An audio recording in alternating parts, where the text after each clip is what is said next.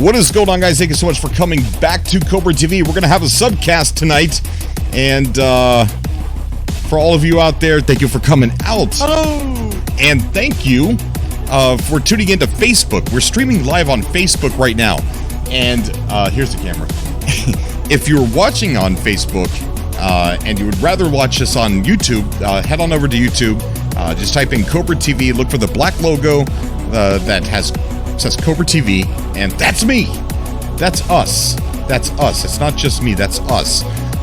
We're going to try and do a subcast tonight. And we've got some people in the chat. We got Dark Lord, Zerlik, and we've got Gupro, Lone Trailblazer, Daniel Hipley, J Rush. Tyreek Starks had to go to bed tonight. So hopefully he'll tune in tomorrow. This is a big shout out to you, Tyreek. Hope you have some good rest and have a good day at work tomorrow. So as you know, we do have a soundboard now. I got a bad feeling about this. I do too. I do too. We have a soundboard now. So if you guys want to contribute to the soundboard, there is a SpeakPipe link. It doesn't cost you any money. Let me see if I can get it. Get a link to it for you guys. It doesn't cost any money. It's completely free, and you can record whatever you want, and then send over a recorded message. So let me get it on the screen right here.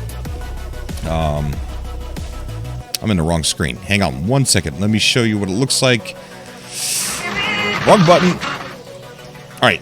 So here is it's called SpeakPipe. I'm going to put the link in the chat. Control V. That's not the SpeakPipe link. Hang on a second.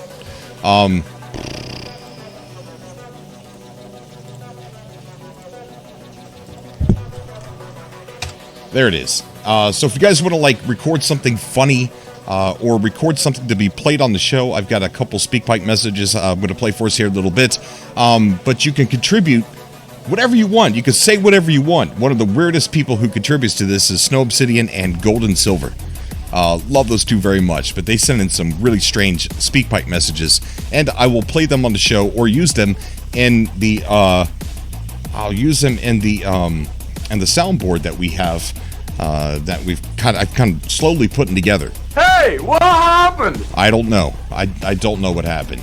But I really want to build this soundboard up, and I thought, how cool would it be if it was a soundboard of all of you guys saying funny stuff? You know, when somebody doesn't, when they come on the show and their Discord's not working or anything like that. But there's the SpeakPipe. We're going to take a listen to a couple of them. And there's sort of an announcement to make, based on somebody else's SpeakPipe here. So let's go ahead and take a listen to NMSA Captain Steve has a SpeakPipe for us. So let's take a look and see what that says, what that one's about. So here's NMS Captain Steve. So let's see what his says. Hello there, Cobra chum. Yeah, it is I, Captain Steve of No Man's Sky Adventures. Yeah, and I have a quick question for you and your listeners. Yeah, so I know that you want to go off in another direction from No Man's Sky and maybe cover other games. Well, I think I've come across an awesome game to put on your radar, chum, if you haven't already got this one in your sights. Lock and load it in. Oh, yeah. It is Beyond Good and Evil 2, and it's available on all platforms, or will be later this year. And it looks freaking amazing. It's done by Ubisoft, and it's unbelievably good looking. I just hope it stays that way at release, because we've all had our shortcomings there. But anyway, yeah, it's like No Man's Sky had a love child with Grand Theft Auto. Beyond Good and Evil 2 would be it. It looks amazing. It's like No Man's Sky with lots of shenanigans to be had. Yeah, go check it out. And yeah, my question was, are you going to cover it, and is it locked into your radar, chum? Yes, it is. And yes, I have. We've covered Beyond Good and Evil 2 here for quite a bit. The announcement is that the videos that we create here on Beyond Good and Evil 2 are going to get weird. And the reason why I say that is I am in the process of signing an NDA with Ubisoft because of Beyond Good and Evil 2. So I'm excited. It's some kind of program. Of course, I don't know what the NDA is telling me. What I'm going to know that I can't talk about. So we're going to have to see what that's about, and I have to be good. You guys know my past and things like that, so I've got to be good. So our Beyond Good and Evil 2 videos are going to be really strange for me to make when I have an NDA on them. So I'm excited. I still have to send in, I'm sorry about your ears right now. The microphone's not working just right. Send in the signed NDA, and then we'll be on our way. But it's going to be really super exciting. But anyways, so to answer your question, No Man's Sky Steve, yes, we are Captain Steve. We are definitely covering Beyond Good and Evil 2, have and still will in the future some pretty successful videos. So we have another one. It's one of those. Wait, are you still playing it? No, we have another one from Snow. What? Nothing. Go ahead. Forget what I was gonna say. We have another one from Snow Obsidian, so we're gonna take a listen to that one right now. Snow Obsidians could be kind of strange, so let's listen to this. Snow Obsidian, the light and darkness of all worlds. That's it. The light and darkness of all worlds from Snow Obsidian. So, what does that mean?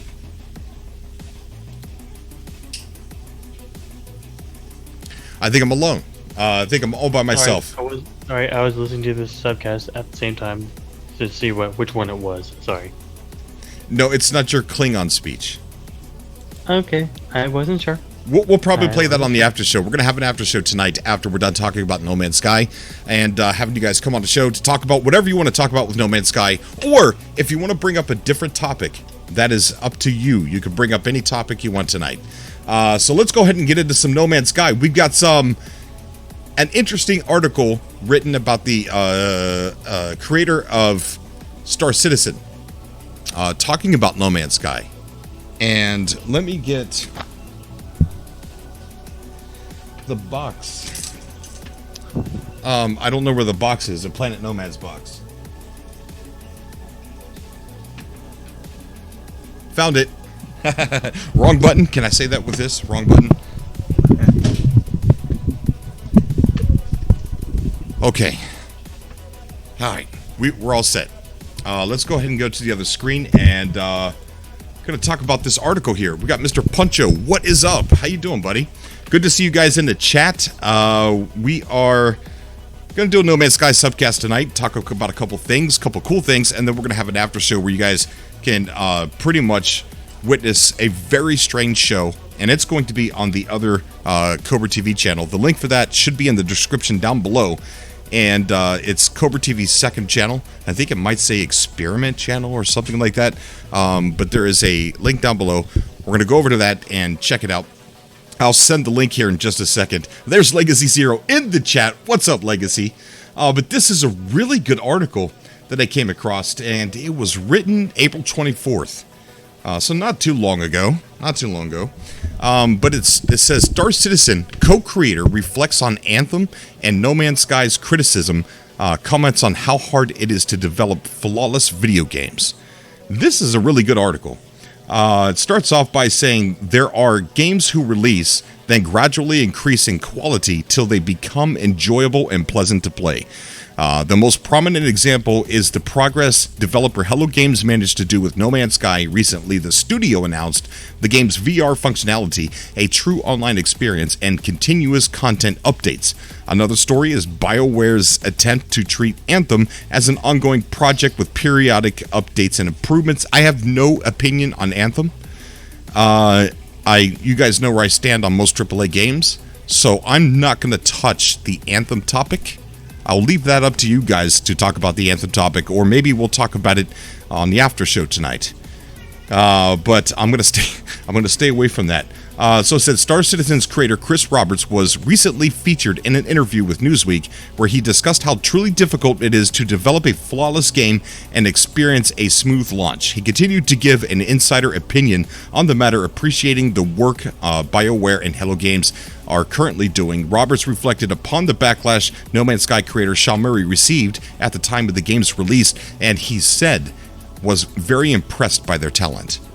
So here's the quote from the interview with Chris Roberts talking about No Man's Sky, and it says, "You've seen it from No Man's Sky and Sean Murray. Let me put it this way: there was 13 of them, and they built something amazing. They should not have taken the amount of abuse and flack that they had when it came out. As a technical challenge to build something that big with that much stuff and such a small team, I'm hats off. Very impressed by their talent. The problem was players' expectations were so far beyond that. They imagined all this stuff." I disagree with that. I disagree with that part. When they were first showing it, maybe there was some stuff that through iteration or whatever they couldn't get into the game. They took a huge amount of abuse. They were written off, and they just put their heads down and they kept updating, delivering, and making it better and better. Now the perception has changed. I would say the same for Anthem. I've played it, so I know there's plenty of nice stuff in there, stuff that works, and then there's stuff that doesn't work. It's like what we're doing with Star Citizen. It's just an iteration. I hope EA and BioWare don't give up on it. That they get their heads down, roll out and improve things to make it work. Destiny was an ongoing process. That's kind of how these games are. I'm not going to touch on that topic either. Not the Destiny topic. There's some things that I've done in the past. I have backed Star Citizen. I pre-ordered No Man's Sky. I purchased a season pass for Battlefield 4 once. And I backed Identity. Now I learned the hard way that this is not the things to do. And today I stand on wait, watch, buy. That's something that I've created for myself. I'm not pre-ordering even Hello Games' new game. I'm not going to pre-order it. If there's stuff that comes with it, like an extra ship through pre-ordering, I'm sure I can buy that on eBay at some point.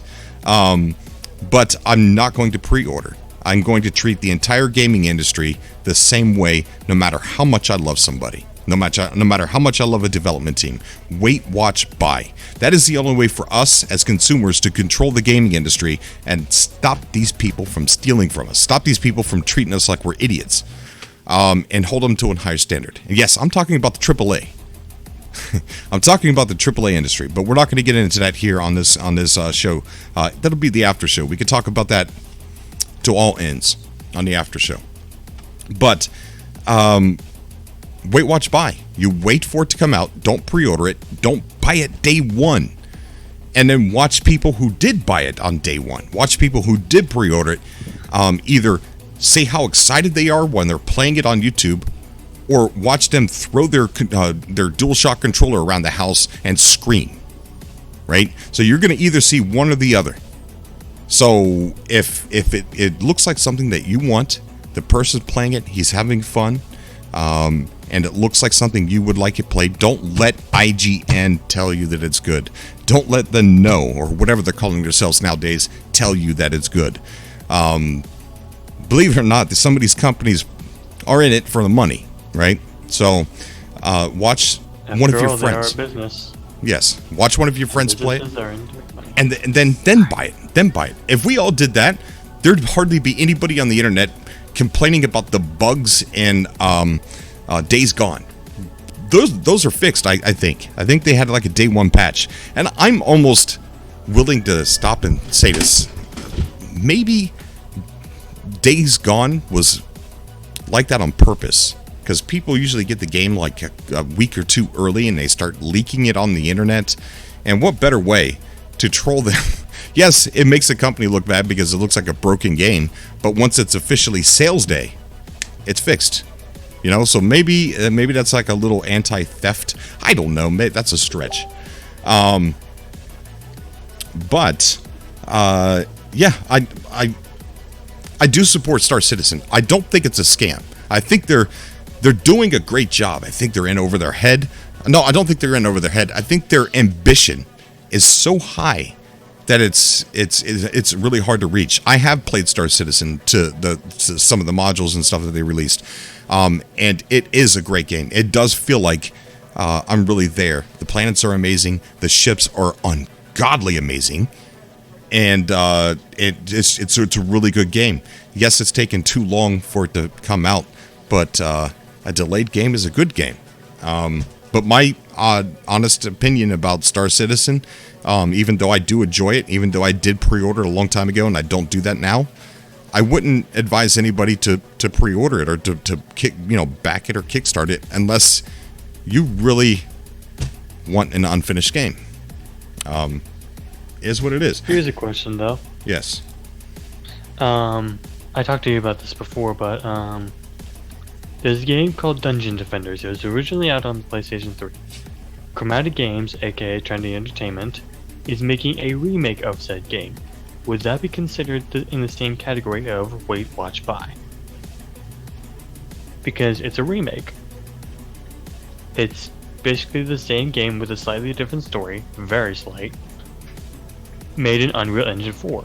Okay. So, would you, if you played Dungeon Defenders on the PlayStation 3, and you realize that this game is coming out on PlayStation 4, remade and all that, would you play it without wait watching and then buy? It's still a product that you don't know what it is. They're saying they remade it, but what does that mean? Updated graphics. Right, but you don't know what that story, means. You want to wait. Improved Just wait. mod Watch it. functionality and all Look at that. what happened. Hold on. Look what happened with what was that Mega Man game that they came out with? What was it called? Was it called Mega Man that just came out with and everybody was like really upset about it? Not sure. I can't remember the title of that. If anybody in the chat can remember what that was, but a Mega Man game came out, and I guess a lot of people were upset at it, and I guess there was a lot of promises that it was just pretty much going to be like the same type of Mega Man or something like that, and a lot of people were mad. No, wait, watch, buy. Why would you pay for something, prepay for something that you don't know what it is just yet? Now, I used to be that type of person, right? And when I paid for the DLC, the season pass for Battlefield 4, it was like an extra $50, right? So I paid for it right after I got the game, and it was saying there's all this content, unlock this, unlock that, and I did, and there's all this stuff, and I'm like, wow, and I was really happy at first.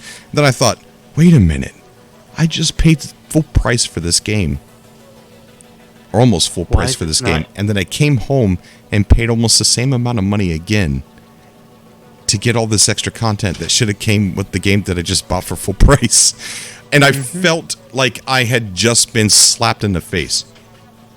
And betrayed. Yeah. Oh, there was a donation from Steel Hyena saying, oh, yeah. Thank you so much for the donation, Hyena. It means a lot to me. And another one coming your way. Let's do this. All right. Ba-ding. Awesome. Thank you so much. Was that you, Snow? Yep. Thank you, buddy. Thank you so much, man. Stuffy lover for life. Oh God, I couldn't read the message. Oh man. Okay, so yeah, I mean, I'm not telling you guys not to pre-order games. I'm not telling you guys that I want you to buy only after you've seen it played. I'm not trying to give that advice to you guys. Thank you, Still Hyena. I just want to hold these people accountable. That's just my advice, right? That's what I do. And I don't know if it's good advice or not. I hardly bought any games on this current gen. I'm dead serious. I downloaded a lot of free ones from being a PlayStation Plus member, which that makes me feel like I'm an idiot for having that too. But I did get a lot of free games. I did download a lot. So Starseeder says, talk to Citaro about Star Citizen. Well, I don't know. I mean, I've played it. There's a lot of things that you could say negatively about it, about Star Citizen, but I played it, and I played what they have done, and it's amazing. I think that when this game is done, when it's done, it's going to be top shelf stuff. Just joined your Discord for the first time as well. Just waiting on the timer. The timer. We have a timer? Why do we have a timer in our Discord? I think it's an anti-spam bot mechanism. Oh, really? We have one of those on our Discord? I believe so. Ask Natalie. I think I had the same situation. Oh, wow. Well, I'm sorry about the timer. I didn't know it was there. What's up, Mark Requiem? Big shout out to Martin in the chat. So yeah, we just got done talking about Chris Roberts talking about No Man's Sky, how he thought it was unfair, how they were treated, that these games are difficult to make, and I think that one of the things that we do wrong is we beg and threaten for release dates. And then when release dates don't, remember when we had the release date for No Man's Sky, and Kotaku came out, and they said that they came out and said, rumor is No Man's Sky is going to be delayed. It's not going to be. What was that? It was not. It was supposed to be in June. And they said it was going to be delayed.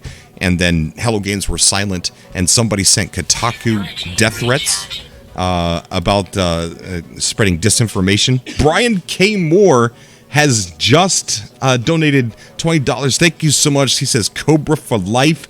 Thank you, buddy. Thank you so much. No problem at all, buddy. Is this Brian here on the call? Smurd. Smurd? AKA Brian. Oh, Brian. Okay, awesome. What's going on, man? What's going on? I just wanted to make sure you got full credit for being in that super chat. Yeah, I need to change it over to where I'm Smurd on here instead of using my regular. I guess it doesn't matter, but anyways. Well, the Geeky Pikachu is still not having the same name in two different places, so I think we're okay. Thank you, Smurd. I appreciate that, buddy. Yeah, I need to change no problem, my name. buddy. Should probably do that. I think I'll do that. What's that? Oh, just saying, I do need to change my YouTube name to Snow Obsidian. It's just the Geeky Pikachu.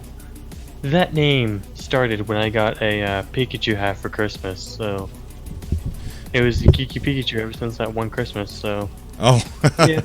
Well, so we had the death threats to the Kotaku writer because it was supposed to come out in June because people were spelling the release date Joon because Sean Murray kept saying soon, and then when he finally mentioned it was going to be June, people started spelling it Joon. So they delayed it. Kotaku got the death threats. Then Hello Games came out and they announced that the rumor was true. They were going to delay it to August. And then at that point, Sean Murray started getting some death threats. The crazy thing about that, guys, the person who did the death threats was on the SUBCAST here a long time ago. His name was something MDR. And he was on here a long time ago, and he's since just disappeared. I don't know if he got in real trouble for what he did, but it's crazy. It's crazy. I don't even know why I even brought up the drama with the delay. Oh yeah, just because people just go nuts when there's a delay. They just go absolutely nuts, and I think that we need to stop pressuring for these release dates. I mean, the game's being made, they're going to come out, regardless.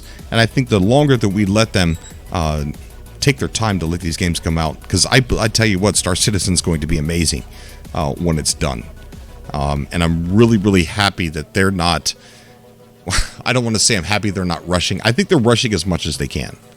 I don't think it's a scam like people out there say. They do have these weird perks to buy into the game with like owning ships that are in the thousands of dollars. But that's just a way to buy into supporting the game, supporting the development.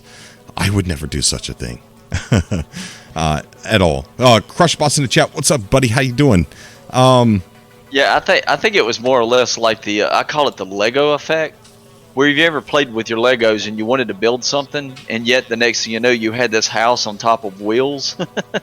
Yeah, right. You know what I'm saying? So it's like you just keep building, and that's probably what happened, is that he had aspirations for something big, and it just kept rolling and rolling. He gets more money in, millions of dollars. It keeps rolling and rolling, and his just aspirations have went wild. He's got a lot of criticisms for it, but I mean, he stuck with it. Yeah. Yeah. Yep, 100%. Yeah. I do want to get some people on the call here. We got Vargo in the chat, Vargo in the waiting room. Vargo, I'm going to add you to the show here as soon as possible. I do want to real quick show you guys something really, really cool.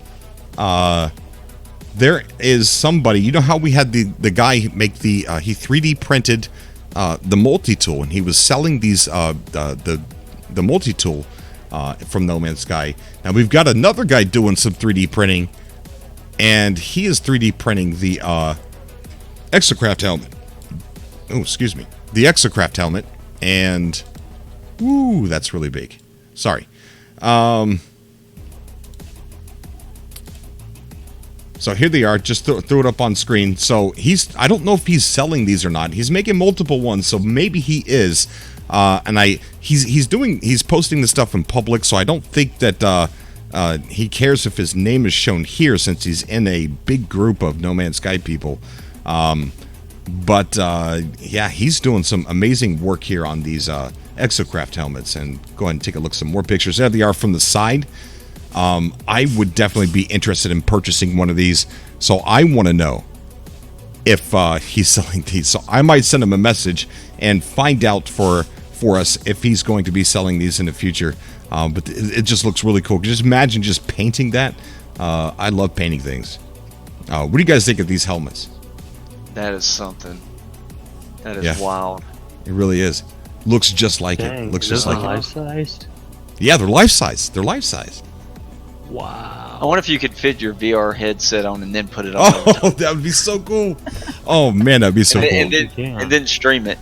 Yeah, definitely. Oh, I would so wear that during the subcast and playing No Man's Sky and stuff. I would wear that helmet. So I got to find out. I'm going to talk to this guy later on tomorrow or something. I'll send him a message. I'll find out for us if he's going to sell these and where we can pick them up, and then I'll let everybody know. But yeah, really awesome. Yeah. Dark Lord says good. Go good with the VR. Yep. And he's also made some other stuff. Let's see if we can go down and look in his in this. I think he made like an action figure. Yeah. So here he is with with an action figure that he made. I don't know how he's done this, but the backpack. Just look at that backpack. It looks exactly like our backpacks. That is just truly amazing. So he probably 3D printed that as well, but it almost looks like it's pewter. Like maybe he, I don't know, melted some pewter, and I don't know what he's done, but that looks really cool. Yeah. Slight delay on my end. I'm still waiting on it. Oh, it still hasn't showed up? Oh, there it is. It showed up for me. Oh, wow. Oh, that's cool. Starseeder says, Citro reminds me of you, Cobra, with the passion he is about Star Citizen and you with No Man's Sky. Oh, cool. I'll have to check him out. I think I know who you're talking about. I think we actually talked in private message, me and that YouTuber. Yeah, Citro. Yeah, we were talking about audio equipment and things like that.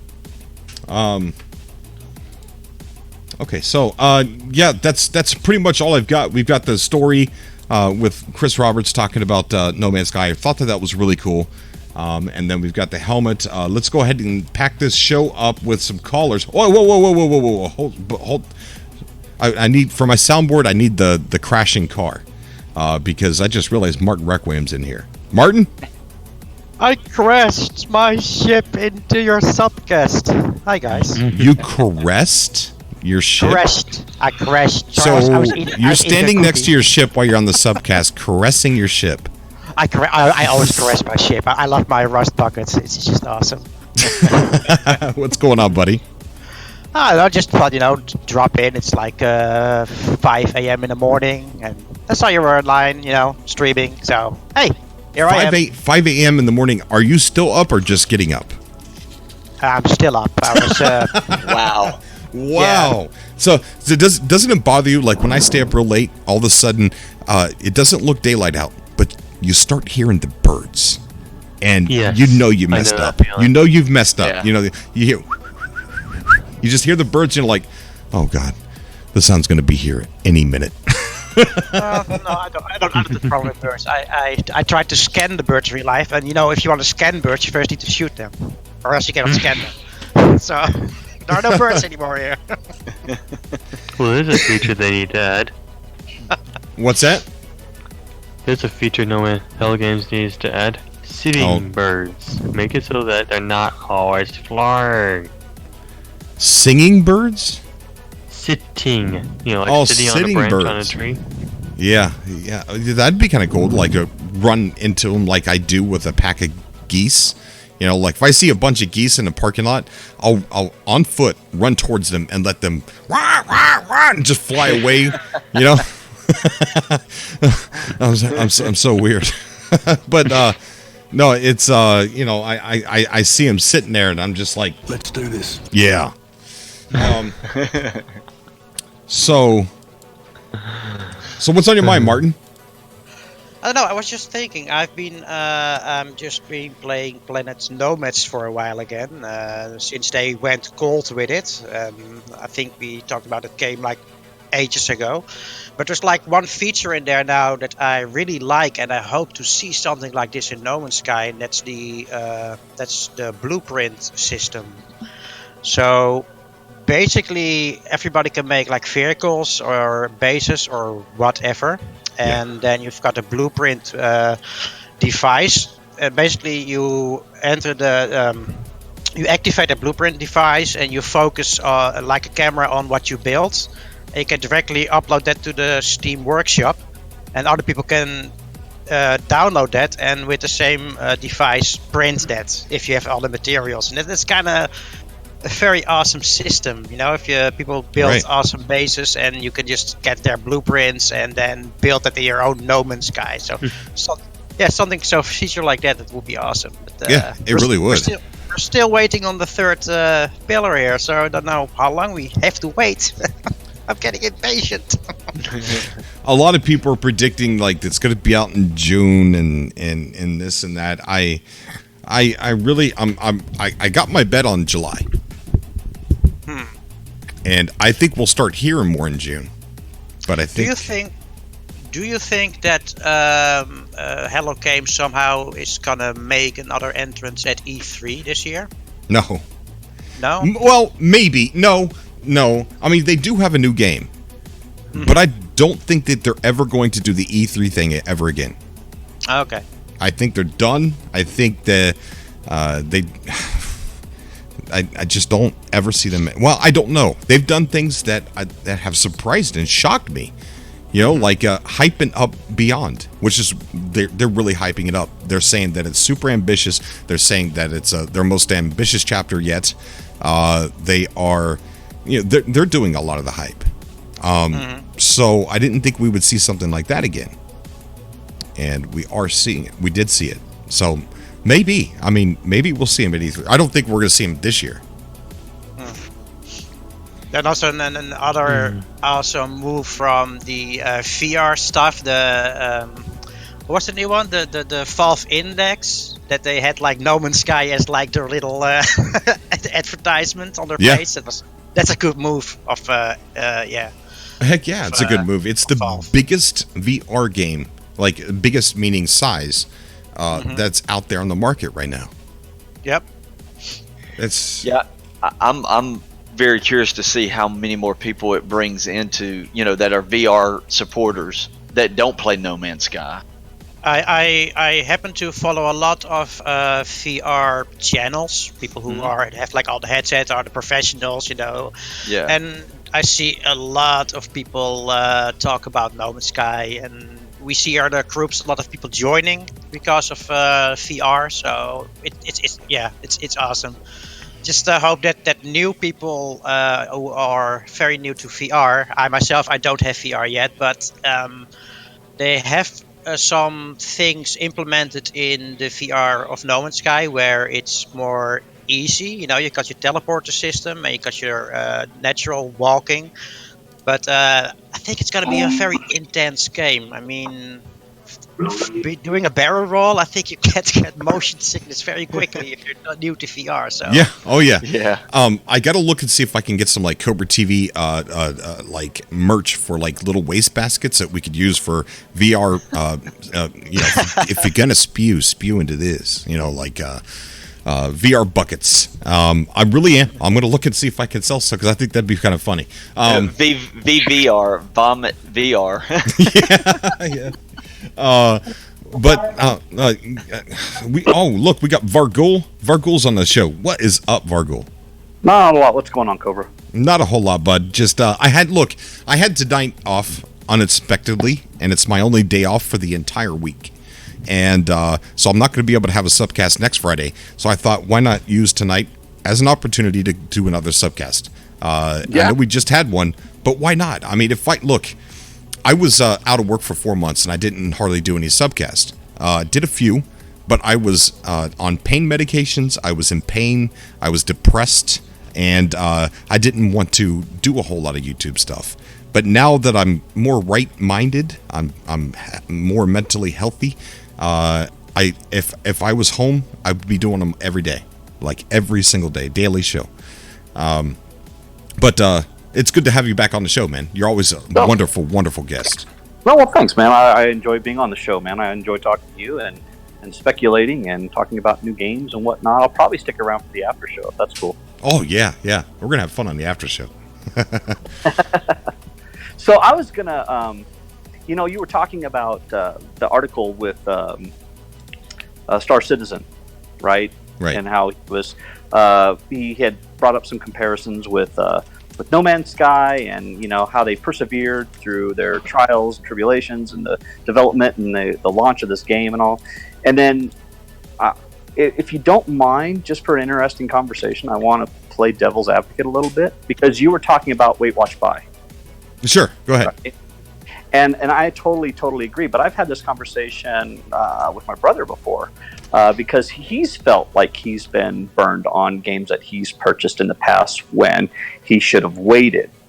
And I totally agree. As a consumer, it's our responsibility to make sure that we are fully aware of what we're buying when we buy it.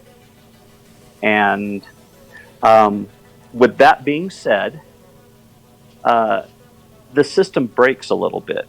It doesn't.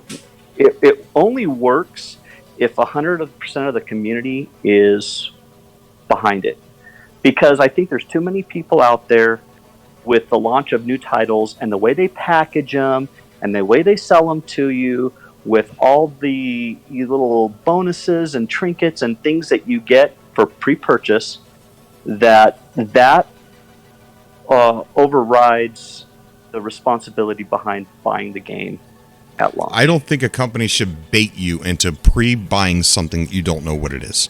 I agree, but they do because I know. It's free market. And I say buy it on eBay a year later, or a couple months later. Someone's going to get it, put it on eBay. Right, and that's what I'm saying. I do agree with that, but I mean, if what you're trying, if the whole point behind it, the whole reasoning behind it, is to hold the developer accountable for the product that they are selling, that's only going to work in a capitalist market if the consumer falls in suit with holding them accountable. But the majority of the people probably won't do that because they like. No, that's the problem. But you know what? There's one guy here. I do it. Right. I do. I've not bought so many games because there's certain things that are in the games that I don't agree with, and I wait. Like, are you gonna? Yep, you did. I'm not doing it. Not buying it. And there's been a lot of games I'd wanted to buy. But it's kind of like going to Walmart and trying to find something that you're looking for, and you get crappy customer service, and the product that you bought was broken after you purchased it, and then you have to go back to and it was just a terrible experience. You're like, I'm never shopping at frickin' Walmart again. They suck. They didn't give me the customer service I was looking for, and the product that I bought was terrible. But then a week later, you find yourself going back to Walmart. You know what that's called? When people get mad at games doing shady practices. They get mad and they cry about it on the internet, and then they purchase the next one, right? And then they get mad about that one, then they purchase the next one, and that's called battered gamer syndrome. There's people out there that will not take a stand like me, and maybe it's because I'm older. Like, if Battlefront comes out, I'm a Star Wars geek. You understand? Like, I am at the heart and soul of being a geek for Star Wars and Star Trek. So let's not start that argument. But Battlefront, I want it, but I refused to buy it, and I did refuse to buy it. Maybe it's because I'm older and I can live without that. You know what I mean? Like, I got my job is heavily. I'm 70 hours a week. You know what I mean? I don't have a whole lot of time to devote to gaming. I do have some time to devote to gaming, but I'm old enough for where I can shoot my hand at it. You know, but someone who's younger, they have a lot of time in their hands, and they still want to play it. And I don't fault anybody for wanting to play that at all, or buying it, or supporting it. But the fact is, if both Kirk and Picard, but. So yeah, you're right. There's never going to be a solution. Nobody, the majority will not be like me. The majority will not sit and wait and then not buy if they don't agree. So it's never going to change. Well, but let me ask you this: Do you think that and I'm just speaking in generalizations. I'm not pointing anybody out, and I'm not faulting anybody for buying anything. You know, if they like something, they have the right to go out and do what they want. But do you think it's okay for them to be upset after they've made the purchase? Because see, now they're purchasing something irresponsibly. Yes, right? They have a right to be upset, but I also have a right to say, "See, I told you so." You know what I'm saying? Like, yeah, it's your fault. You still have a right to be messed up because you gave the company money, but you bought something blindly. You bought something without knowing what it was exactly. That's your fault. You could be mad, and I will be angry with you. Like, I will be on your side, but at the same time, I told you so.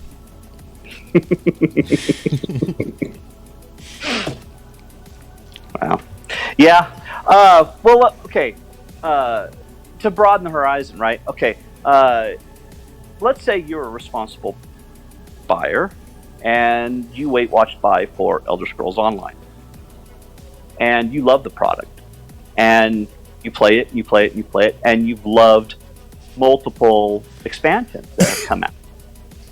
Well, when you see a new one that comes out that they are going to allow early access to, would you okay with that? Because now you're purchasing additional content for content that you already own. If it's done the way that Hello Games has done it, I'm fine with it. Because Hello Games came out with something that wasn't done. They warned us it wasn't going to be done. And I haven't had to pay anything extra for the rest of it or for future ideas of it. I'm talking about I don't mind early access where I buy the game and I know it's going to be a ride of development. I don't care about. Okay. That brings me to a nice question there, Cobra. Let's say after Beyond drops, and we have VR, we have the new multiplayer, whatever, and the third player, whatever it's gonna be. At that point, would we, as fans of the game, be willing to pay money for a next DLC they might bring out? At this point in the game, it depends. It would have to be something that completely wasn't part of the plan. Mm-hmm. You know, if they said this is a planet rotation DLC, paid, $20. No, I'm not paying for that. Because you said it was going to be there. You had it there. You took it out. I understand why you did all those things. But I'm not going to pay for it. Yeah, not for the things that they Right. kind of already said they're gonna do, but if it's gonna be something completely new and it's gonna be awesome, like, I don't know. I guess the question that I'm asking is, if it's a brand new title, absolutely, I think it's a consumer's responsibility to do the research before making the purchase so they know what they're getting when they buy. But if you're pre-purchasing expansions for a current title that you already own, do you think that's okay? Are you cool with that? Say that one more time. If you're okay, so example, Elsewhere is an expansion I got a bad title. feeling about this.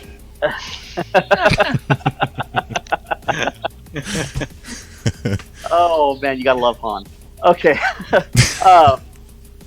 If Elsewhere is a brand new expansion coming out for Elder Scrolls Online, if it's, I don't think it's out yet, but I think it's coming out really, really, really soon. Now you've already owned Elder Scrolls Online and you've been playing it for years. You have the option of pre-purchasing, like reserving your copy for a title update, DLC, for a game that you currently own, even though you don't know what that content is going to consist of. Are you okay with that? Depends if I'm a true fan or not. Let me tell you what I am okay with. And it might answer your question. Okay. Okay, what I'm not okay with is you go to buy Battlefield 4, Call of Duty. I'm just going to use those two as an example. And just to make numbers easy, I'm going to use, okay, they came with 4 maps for $60. Okay? And you got all these guns for $60. But you know that there's a business plan for DLC that you have to pay for that'll eventually add 4 more maps, more guns. And you know that these games come out yearly, and you know it's the same thing every single time. It's the same kind of business plan every single time. That is what I do not support. Gotcha. Okay. When it comes to DLC, paid for DLC, let's talk about CD Projekt Red. What they did with The Witcher was amazing. Okay, back in the day, what Rockstar did with Grand Theft Auto 4 by releasing the Liberty City stories, that was amazing. Because I had a full GTA game, and then they added the Ballad of Gay Tony, the Lost and the Damned, and then something else I cannot remember. But and let's see what else. But it's those things that seem like honest paid DLC and not content that they plan to release systematically to milk the product. Okay. God, I follow, man. I agree. Okay. I do. I agree wholeheartedly. Yeah, because you see this the way developers are packaging and launching titles. It's becoming more and more of a common practice nowadays. And I don't know if it's greed. I don't know if it's because a small development team needs backing for supporting their game, like these Kickstarters and stuff like that. I'm not sure why. I remember back in the day. Good God, man! I owned the first generation of Nintendos. Man, my gaming goes back further than that. But, I remember that you didn't get commercials. We didn't have social media. We didn't have internet or any of that, man. A title came out. If you played it in the arcade and it came out for the Nintendo, that's how you found out if it was going to be good or not. Or you just kind of took your chances. You know, there was no pre-launch. There was no beta or alpha. Or we had a version of IGN back then. There were video game magazines, and not Game Informer. What's the other one? Electronic Gaming Monthly. Yes, that was one of them. I have them all the way back from the 1980s. Yeah. Dude, when I was a kid, I owned Nintendo Power, man. Yeah, Nintendo Power. Oh yeah, the codes you would get in the and all that and stuff. Oh yeah. Yeah. So yeah, that kids was these days don't know how well. I mean, the access to information these days, as opposed to the way we had to get it back in the day. Oh my gosh, Right. it's crazy. Yeah. It really is. But yeah, me and my brother, we would always go to like this used video game store, and they would sell like the Sega Genesis cartridge and stuff like that. And we would buy based on the picture. Like, okay, this looks like a side-scrolling shooter. Yeah. All right, that'd be cool. The bosses are going to be amazing. So we bought games based on that back then a lot. And That's actually funny because I usually just bought magazines, based on the image. But that's kind of more like, never mind. I'm never mind. All right, so well, good conversation. DLCs, obviously, it's tricky, and I think that we're all smart enough to know when we're being scammed. You know what I mean? That's why I didn't. Yeah. With Witcher 3, I didn't feel like I was being scammed. With Grand Theft Auto 4, I didn't feel like I was being scammed. Right. But with a lot of these other ones that are coming out, whoo boy, it's just I steer clear of a lot of it, and I might be passing up really good games, really good ones, because I'm passing these things up because of that. Oh well. Yeah. I mean, well, and unfortunately, that's what it's down to, really. I mean, I've had a few. I've bought a few titles from GameStop, and fortunately, typically when I bought games, rarely did I ever buy brand new. I always bought previously owned if it was a title that I wasn't sure about. I was a major supporter of Bethesda Studios. I liked all their titles. I never really felt cheated. And I know, what kind of feedback that Fallout 76 is getting, but I actually enjoy that title too. But most of the games that I wasn't sure about, I always bought pre-owned, because if I didn't like it, they had a 10-day store policy where you could take it back if you didn't like it and exchange it for something else. But and that's the reason why, just because I didn't know. But No Man's Sky was one of the very few games that I've ever bought pre-purchased or pre-reserved. Yeah, it was the last one that I did. The very last one. Same here. Yeah. And not because No Man's Sky burnt me. I don't think it did. I just, by playing other games after No Man's Sky and looking at the way Hello Games treats their game, it made me realize just how shady the AAA industry is. Oh, yeah. Yeah, no, for sure. And, and I think I've said this before that, Hello Games has kind of set a premise for how they treat their consumer base. They really have, and that's a good thing. That's not a negative. That's a positive. Right. They've been very, very, very good to their community. They sure have. No complaint. They sure have. I know. I would have ruined the company of Hello Games if I was Sean Murray. I would have lashed out at all the criticism back in the. I would have sank the company into the deepest swamp. It's like, hang on a second here. My whole studio flooded. All this happened. It's not all my fault. What the hell? Yeah. Like, you all want to talk shit about my game? All right. Yeah. Let's do this. Yeah, I would have ruined it. We got Panda Poopy in the chat. What's up, Panda? And then we've got a donation from Hedge saying, hypothetically, after Hello Games release Beyond, if they were to come out with more, but you would have to pay, would you pay? It depends. It really, really depends on what the content is. Because there's a right way to do DLC and there's a wrong way. Well, and not just the content, but the price too. How much are we paying for what are we getting? Right.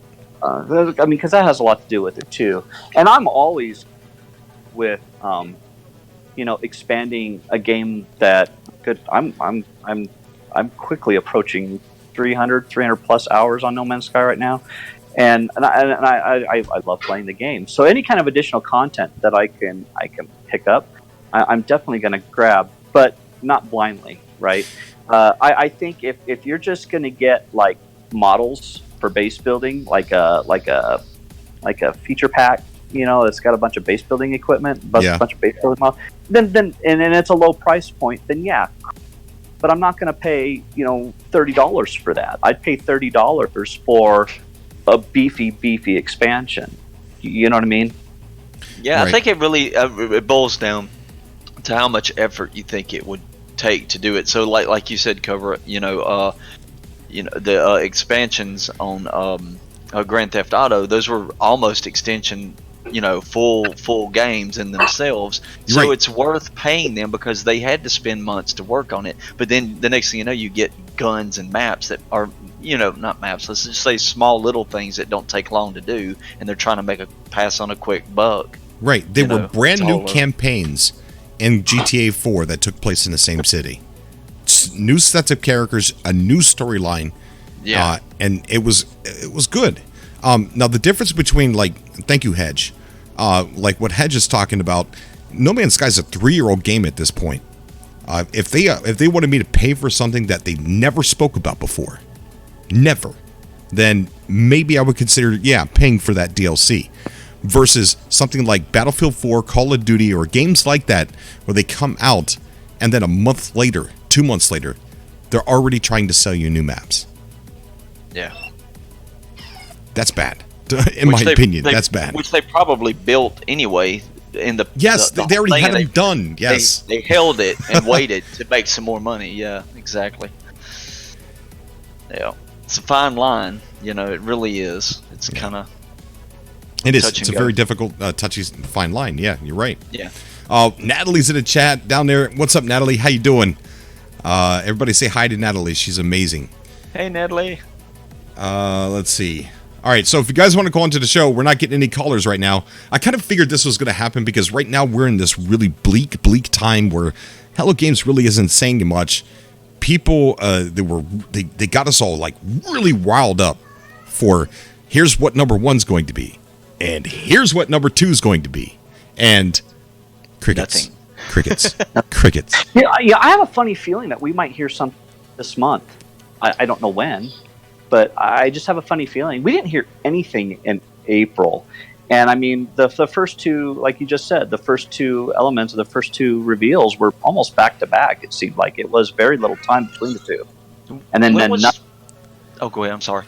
No, I was just saying, and then nothing. So, and since we didn't hear anything in the month of April, I mean, that was a full month that we didn't get anything. I'm almost wondering if May we might hear a little something. It seems like Sean's been tweeting a little bit and posting and replying to some other feeds. So he's, it's funny if you watch his stuff, he gets quiet for a little while and you won't hear any posts, no retweets, no nothing, and then all of a sudden he starts getting back into it, and then you hear something that's relevant to the game, So I'm just wondering.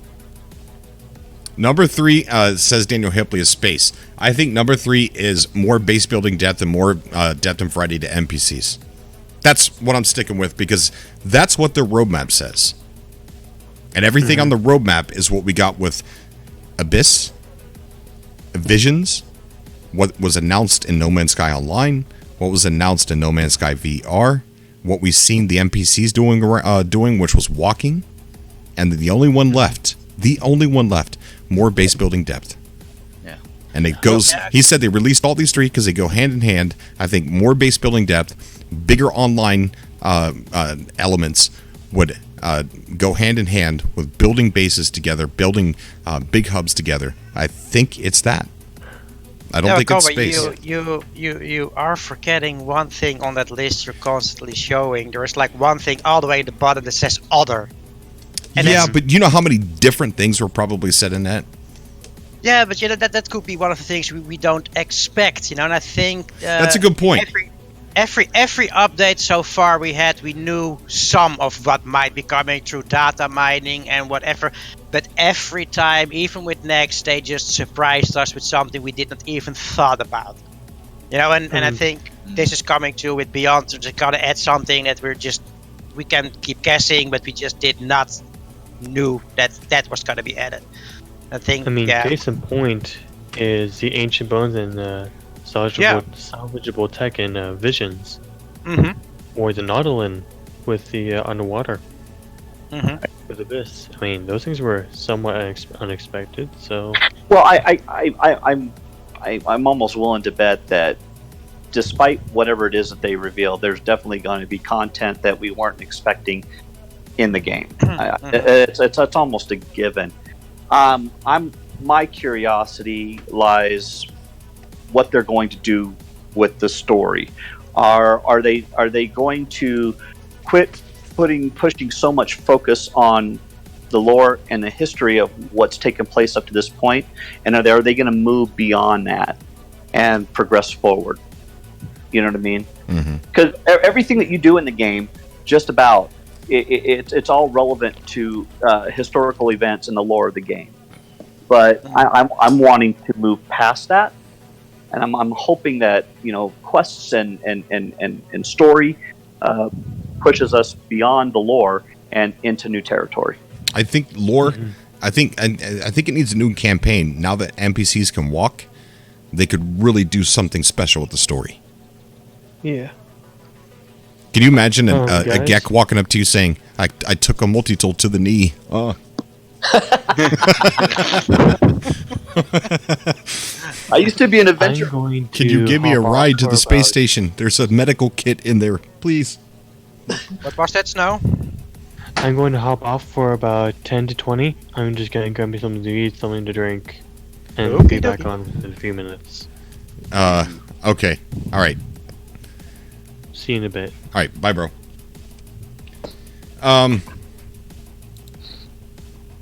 So yeah, and I think a lot of things that is part of the online.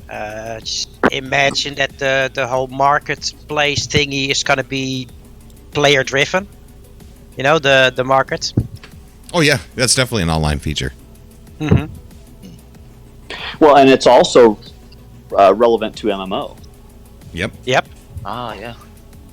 But still in such a way that people who want to play solo and single player, they just have the old system in, or whatever, like NPCs sell their stuff too. So there's always like that people cannot conquer the market and drive up prices or something, so it stays fair. I think they're gonna have that in place. Right.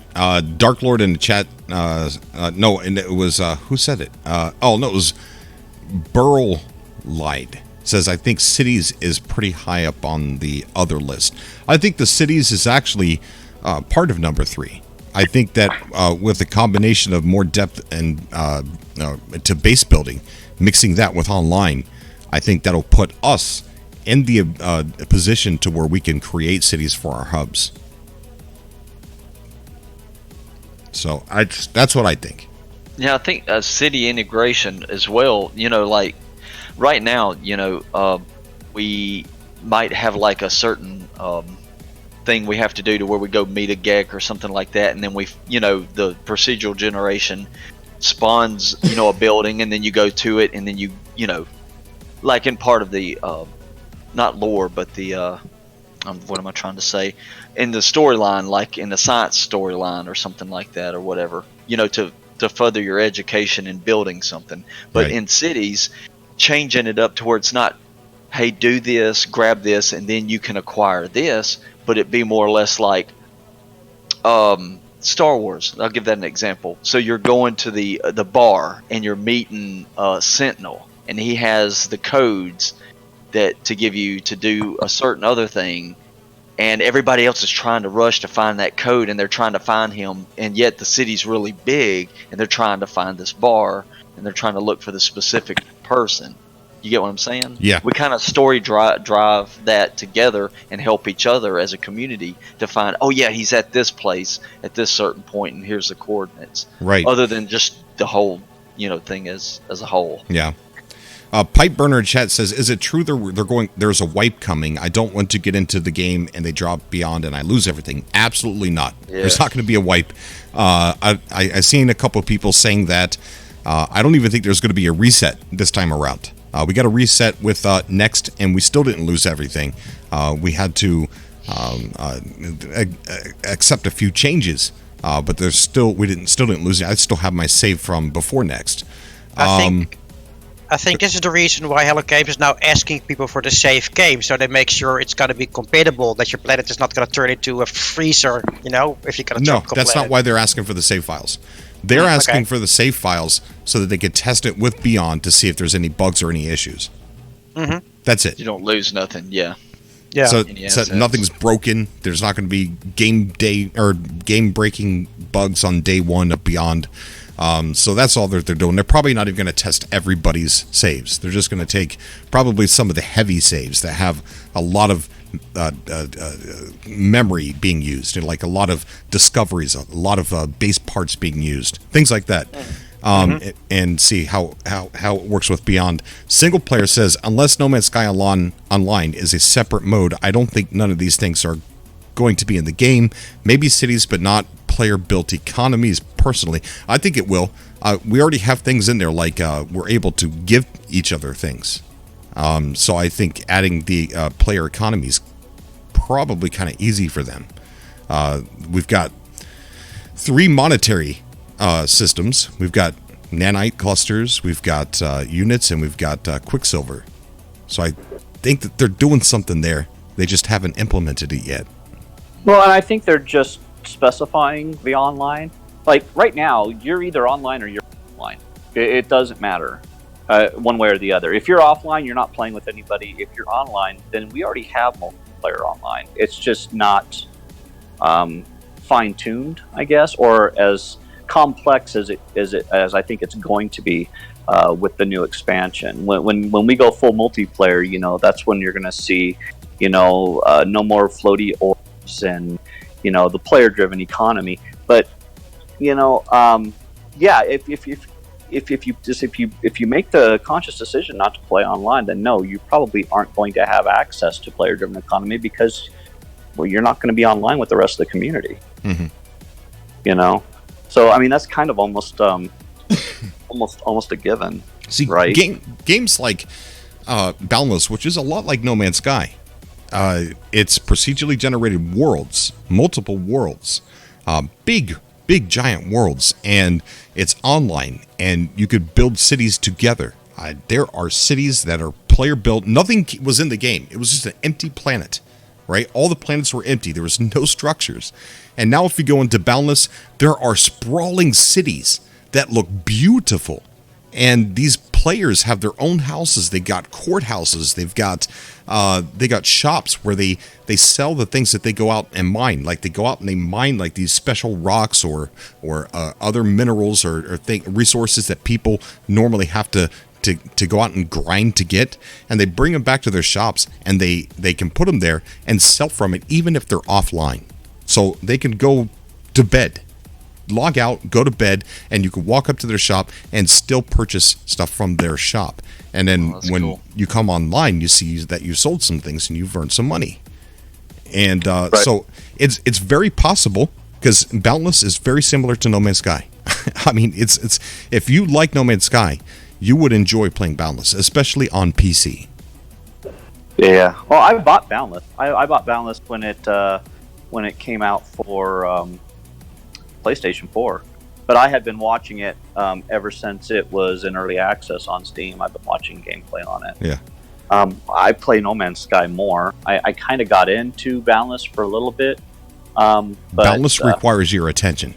Your undivided attention. Like if you really want to play Boundless, you have no time to play anything else. Right. We lost a Crowbro because of it. Simtex. Yeah, we did. Yeah, we sure did. He got sucked into that, didn't he?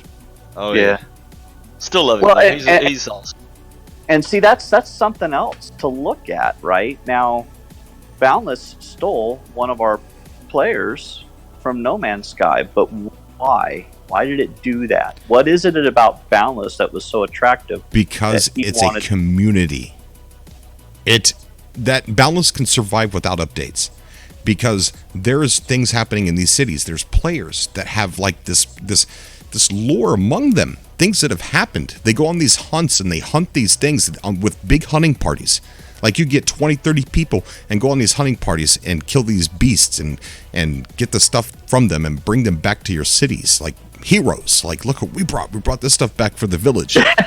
It's fun. Cool. And those adventures, they create like this history of things that you and your town have done. And you could probably literally write history books on your shenanigans that you pull in Boundless. And I think, and I know a lot of single player players for No Man's Sky are going to disagree with me, but that's what No Man's Sky needs for some people, for it to stand on its own. It needs the Boundless recipe. Yeah, that's exactly. I was just setting that up. That's exactly where I was going.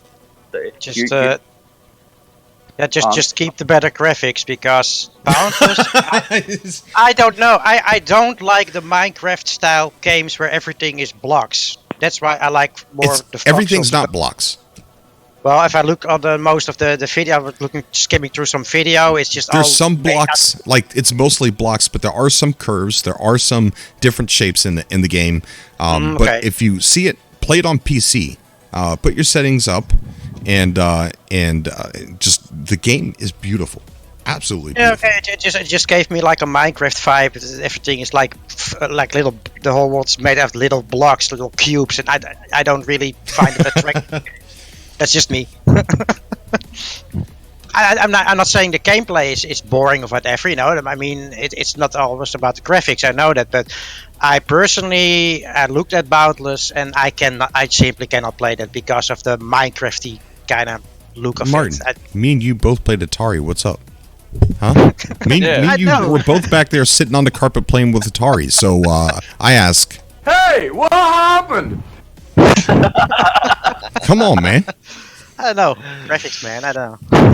Yeah, you know, I think that's another thing too, is that, you know, even though we got 4 players, you know, that we could see each other and stuff, it's got to be at least pushed past 16 to make it relevant to feel like a community. You know? Yeah, it has to. Hopefully beyond that. I mean, that would be great if they could actually pull off 32, 64, 100 or whatever, you know.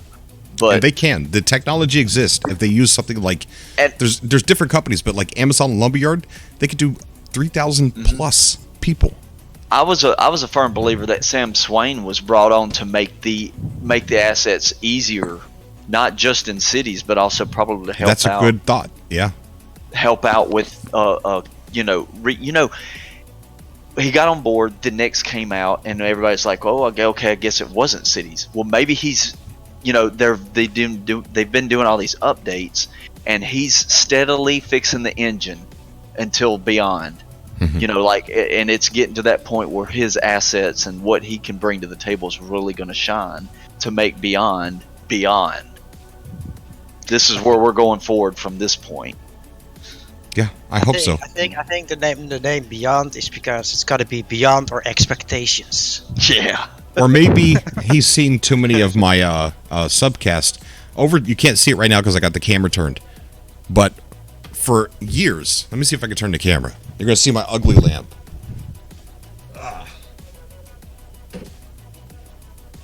Oh, you can't see it because the light's too bright.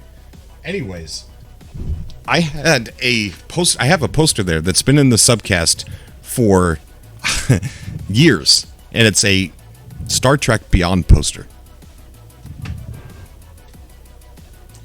So, I'm claiming responsibility for the title. I'm kidding. Seriously, I'm kidding. But, no, I am kidding.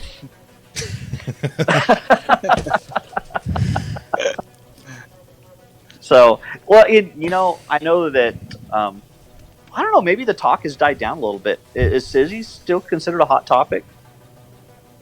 It is when you bring it up, yeah. Yeah. I would go out as far, I know we've been down this road before too, I think, but I would go as far as defining what is really a city considered. Because you have different kind of, in games, you have like outposts, and you have villages, and you have communities, and you have towns, and then you have cities, right? And I guess they scale in size based on what you're calling them. And I when think we somebody should tells- just call them villages, because that's what I'm talking about. Okay. That, Yeah, when I think yeah. of cities, I think villages. I think you could clearly see, if you come across it and nobody's home, everybody's offline or something like that, you could clearly see that more than 8 people live here. Yeah. Yeah. And I've seen, like, on some of the posts on Twitter, and I've even watched some YouTube tours, people, the community of No Man's Sky, there's a lot of talented people that build some amazing stuff with just the building blocks that we have in No Man's Sky. It's amazing, some of the stuff that they create, you know? And we can build big now. I don't think I've ever utilized the full potential of the amount of resources that he allows you to build with in one base terminal. It's something like 20,000 pieces or something like that. That's amazing. It's crazy. I don't think I've ever used that many, but I know that with 20,000 pieces, you can build pretty massive structure complex with that, you know? So with the multiplayer online, it almost makes me wonder if we're going to still be confined to base terminals, or if he's going to remove that and allow people to just expand and build in any direction, however far they want. Like free building without a base computer. Yeah. Without restrictions. Yeah, it needs to be that way. But I think for now the base computer is in place to register, you know, so that the game knows where your base is, whatever. Right. Yeah, that's the system in now. Yeah.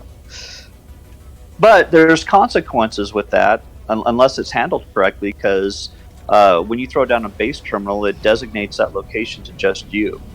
Mm-hmm. So, you know, if you remove that, then, you know, people could grief you and build butt right up against you, you know?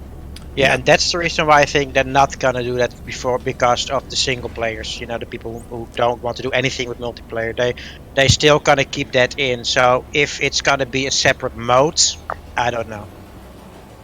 And I'm just thinking about how Elite does it. You know, you got your open play, which is just full on multiplayer, whatever, and then you got your private groups and you got your solo play.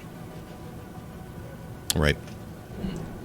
So, but I just think they're not going to do a lot of stuff that will scare away the people who always enjoyed it as a single player game. So I think they're going to keep those things in place. Look, when I say that there's going to, my speculation is I think that number 3 is more depth and variety to NPCs and more base building depth. And I think that because that's on the roadmap and it ties in well with No Man's Sky Online.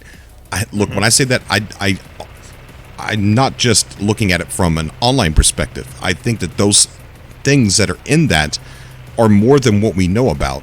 We just get a kind of like a bullet point of what it's going to be about. But I also think that single player people can enjoy all those things too. Mm-hmm. Like it's not just for online. Yeah, for sure. Well, and I think that's why it was important for him to let everybody know this isn't just like a port, you know, like, you know, this is a full-fledged game, and everything that you can do in VR, you'll be able to do without VR, you know, outside of motion tracking and whatnot. I think there's some standard game mechanics that come with VR that you won't be able to do because that's not how the game is being played. But as far as content goes, everything's going to be there. Yeah. Oh yeah. Yeah, and I wonder about quality of life updates. Like like I said, in VR, it's going to be a completely different interface where you just look at your wrist and you see your interface. But I wonder how they're going to change the interface and the menus for the people who are not in VR. I think it's going to be the same way. But how are you going to look on your? You don't have like a floating multi-tool. No, but I think if you press for your the sensor pad to get to your menu, I think what'll happen is an animation of your arm coming up is what you'll see. Yeah, it could be. Yeah, it could be. Yeah, and you'll probably end up viewing your menu. The feeling that I got from when it was showing it in the gameplay video it wasn't exactly like Borderlands, but it kind of gave me that vibe because it's almost like you're viewing your menu at a really odd angle. You know, I don't know if anyone ever played Borderlands, but when you pull up your menu in Borderlands 2, it almost has like a free-floating kind of like 90-degree angle to it. You know what I mean? Mm-hmm. Just kind of weird. And that's the kind of feeling I got when he was looking down at the menu on his arm when he brought up the menu or whatever. He was scrolling through stuff. I was like, well, that's kind of cool. That's kind of strange, different. Yeah. See, whose YouTube channel was it that had the video of the walking NPCs? Was it? I don't remember. Humping Turtle Duck. Let me see if I can find it. I just wonder about the scaling. The scaling will be amazing in VR. You know, actually see how big stuff is. I've never played these ever. I'm really curious and intrigued by what it's going to be like when you do play it. And I know that Cobra's explained a little bit because I think you currently have VR.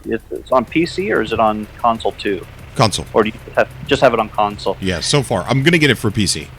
Ah, okay. Eventually. So, yeah, I don't. The only thing that I could probably relate VR to would be like some of those motion rides that you go to, like maybe at Six Flags or Disneyland or something like that, like Star Tours. Where you kind of like are in this enclosed area and you got this projector screen on you got the hydraulics that are lifting the cart, in different directions, making you feel like you're just inside the movie. But that's the only thing I can relate it to. I've never played VR. That would actually make you less motion sick, because with VR, that's the problem. There is no motion there of your body. You just, and that's why people sometimes get like this motion sickness, because you don't have the hydraulics that moves your chair around while you're flying your ship. Right. Well, there is the motion of you turning your head, though. Mm-hmm. But that's for turning, but still. Welcome back, by the way, Snow. Thank you. Oh, is that Snow? Yep. Snow? Hey, I'm... Yeah, Hello! what's wrong? Hello! Hello! Oh. You guys have use that SpeakPipe link that I give you guys and help me create some sound bites so I don't have to use this guy saying Hello! The funny thing about that hello is there's a YouTuber who provides non-copyrighted sound clips for soundboards, and that's the way he started off his video. That's him talking. That's the YouTuber talking. And I thought his hello was an awesome soundbite. So I took him saying hello instead of using one of his non-copyrighted sound bites. So that's the YouTuber. Hello! Sounds like he's saying ho, not hello. Oh, well, he's saying hello. Hard to tell. Anyway, Shall we pull fresh Cobra into this chat? What's that? Shall we pull a fresh Cobra into this chat? There's someone waiting in the Atlas room. Oh yeah, get him in here. Get him in here. All right. Hello, Jonata. 348. Jonata. Don't be scared. He went back. He went back? Yeah. Yep. I got a bad feeling about this. Uh-oh. He said he didn't want to be on our call, so... Denied. Hey, Cobra. Yeah. I'm watching this this guy's video recording of the NPC walking. And Thunder Humping Turtle Duck. Guys, go subscribe. I'll put the link in the chat. All right, go ahead. That's slow motion, isn't it? Yeah. Yeah. Slow-mo, yeah, I saw that. Yeah. So, here's the thing. The walking NPCs, right? Yeah. I understand that the NPCs were there, but the fact that they're animated now, that's new content, right? Right. Okay, but I'm looking at the space station, and nothing has changed inside the space station. Ooh, good. Yeah. And whatever number 3 is has walking NPCs in it. Right. So I wonder if that means that we can expect to see this no change in the space stations when Beyond launches. That and you also have to go back and think. You remember the first teaser trailer we got with Beyond, where he was in something that we thought was a space station that had a portal at the end of it, right, and a walkway. Right. That's probably not a space station. That's probably a hub. I'm smiling. That's probably a hub. I'm smiling right now. Look, I'm telling you guys. The version they were playing, was that not a special build just to show off VR? Is it not like the official end build? It has walking NPCs in it, so I don't think that's No Man's Sky Online feature, and I don't think it's a VR feature. So whatever it is, it's a feature of number 3. So it looks like all of the update was in what they were playing. If it has walking NPCs in it, it has to be everything. That's what I'm thinking, because I don't foresee them just saying, oh well, here's our VR version. Oh, by the way, we added walking NPCs. We just put that in there for you to check out. Right? It would make sense. I almost want to say, and I'm kind of like you, Cobra. I want to say that's a complete. My guess is that's a complete build. It may not be fine tuned. It may not have all the bugs fixed or polished yet, but I would say that's got our reveal number 3 in it. No, I agree with you. And I other than the walking NPCs, I think Sean Murray maybe has steered them clear of seeing the other things. Or like I have been saying for a long time, I think that like a lot of what we're getting in Beyond is going to be player built content. Yeah. Boy, that cup bounced. Did you hear that? What? That cup was... Hey, what happened? Jeez. Get another cup. Good thing it was plastic. Let's see if I can abduct someone here. Hello, Almighty Habers. How are you? I am doing fantastic. How are you? I'm doing great. Doing great. Welcome to the show. Thank you. First, I would like to say, I was the guy who wrote the explanation of Vulcan. Oh, hey, it's so good to have you on the show. I read it on the show. Yeah, I was watching at work while you were watching the subcast at work while you were reading it. Awesome. Yeah. And somebody piped up and said, "Oh my God, who is this guy, Tony Stark?" To which I would like to say, I said no. That. I said that. Was that you? Yeah. I am definitely not Tony Stark. I wish I was Tony Stark. Because of your like super high end like mutant PC. Well, it sounded like you were explaining Jarvis. Dude, right? Yeah, I mean, that would be badass. I want Jarvis. Right? Yeah. Who wouldn't? Yeah, some would say I have a problem. Me, I say I just have a hobby. No, it wasn't a negative comment. Oh, I know. No, like it was more like I'm jealous comment. Needless to say, I was saving my pennies for a long time. Wow. So, but yeah, so that there's that. So, have you anything new you would like to say about Vulcan? Well, because I'm ready to talk about this, man. Let's do this. I think Vulcan's going to be a huge deal for No Man's Sky going forward, because of its lightweight footprint. Okay. I really do think it's gonna be it's gonna obviously open up the door for the VR for that to run well enough to where you won't get sick from just strapping on a headset.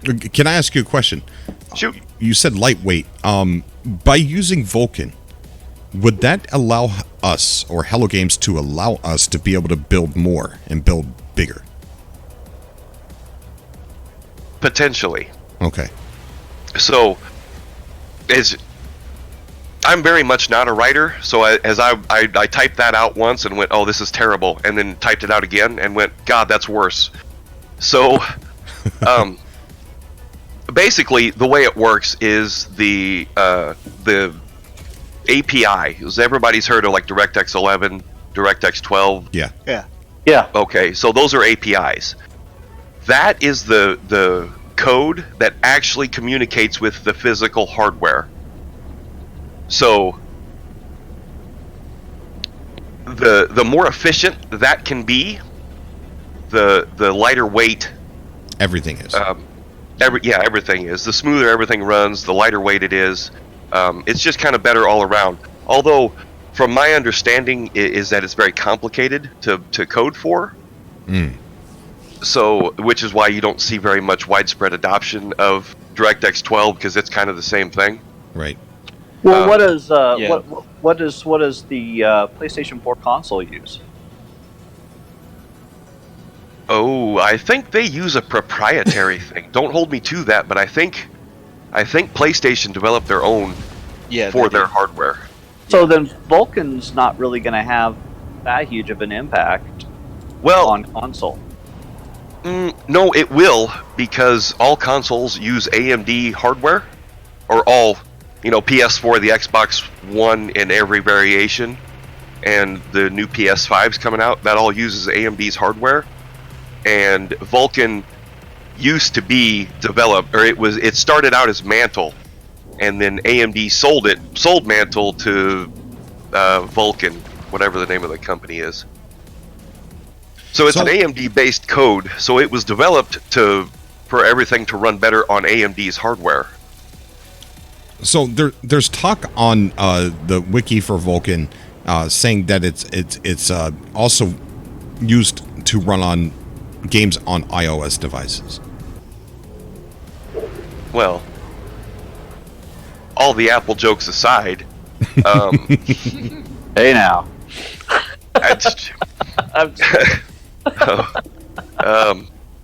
Well, I'm leading up to a question. Like, Sean Murray tweeted out something from the Apple Arcade video, and then he's up, like, pretty much in a positive way, shilling Google Stadia like crazy. So my question is, it kind of seems like there's a bit of mobile nudges coming from Sean Murray back a few weeks ago. So could that also be a reason for Vulkan and his interest in maybe Apple Arcade? No, I think that's a byproduct. I think the whole reason for Vulkan is to make VR a more of a reality, more of a playable reality for No Man's Sky. Okay. I think that was just a... I know the email was fake. Like, people said they got an email with No Man's Sky picture on the Apple Arcade. I know that was fake.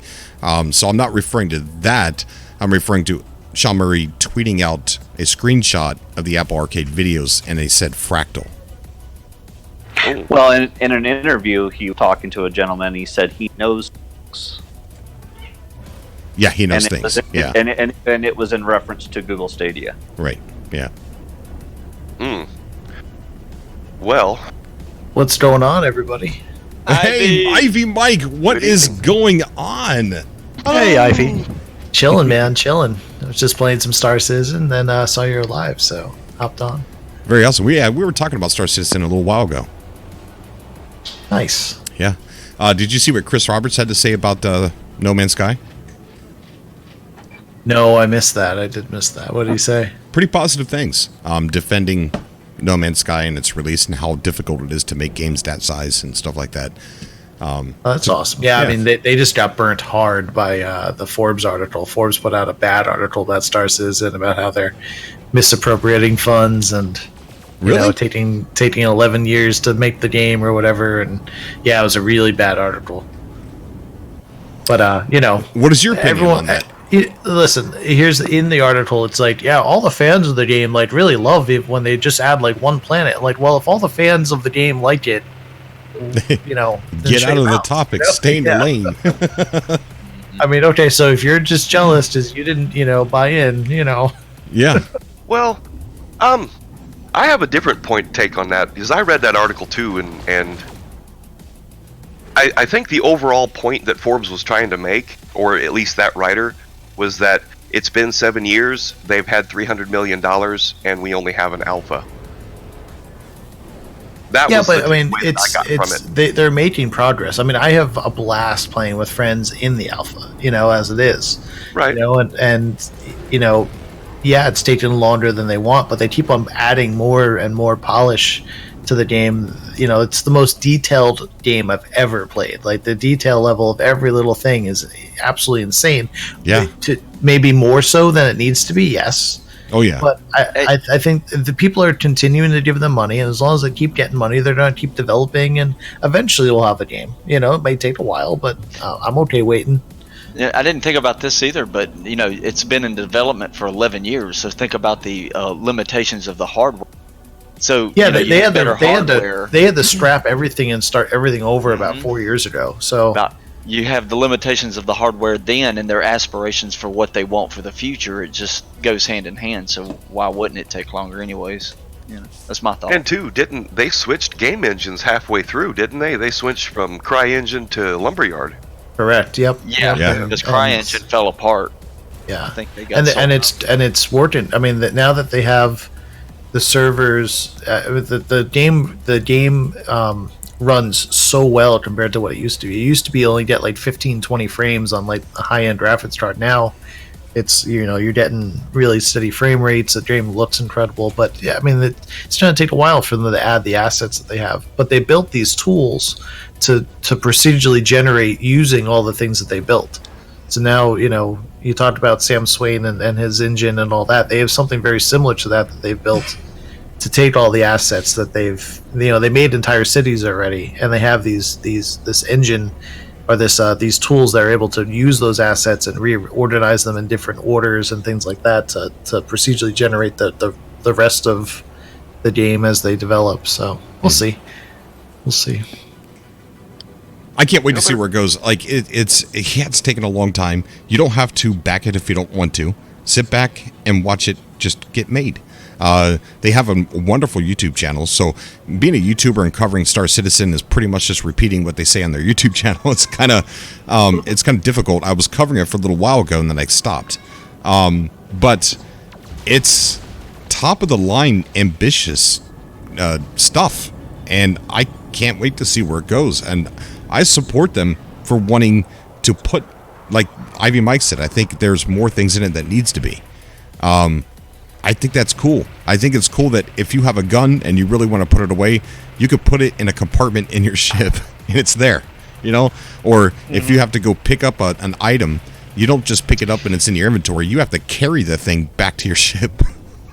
Yeah, the problem I had with it, and I bought into this game also, Star Citizen, years ago. I don't know when it was. The thing is, and maybe a question for Ivy Mike, the problem I had with it is, and I'm going to compare Elite Dangerous. In Elite Dangerous, you have a button you can push for flight assist or to look around. I found it very difficult to fly in Star Citizen because I don't see anything like a flight assist. Your head is loose from fixed on your flight panel. It's just way too realistic. Is there like something in the game like a flight assist that makes it easier to actually fly your ship instead of constantly crashing all over the place and bouncing all over the hangar? Because yeah. I mean, totally agree. There's definitely. I mean, it's not an arcadey game like No Man's Sky. There's definitely a learning curve. It feels like you're driving. Once you get it, it is so immersive. I mean, I can fly that ship any way I want now because I've been doing it so much, and different ships have different, characteristics. Some are super fast and some are like big, huge, tanks of a ship. And yeah, it's more, you can hold down the F key and be able to free look, but no, you do have to control your ship. Oh, that's how you do that. But yeah, no, it is.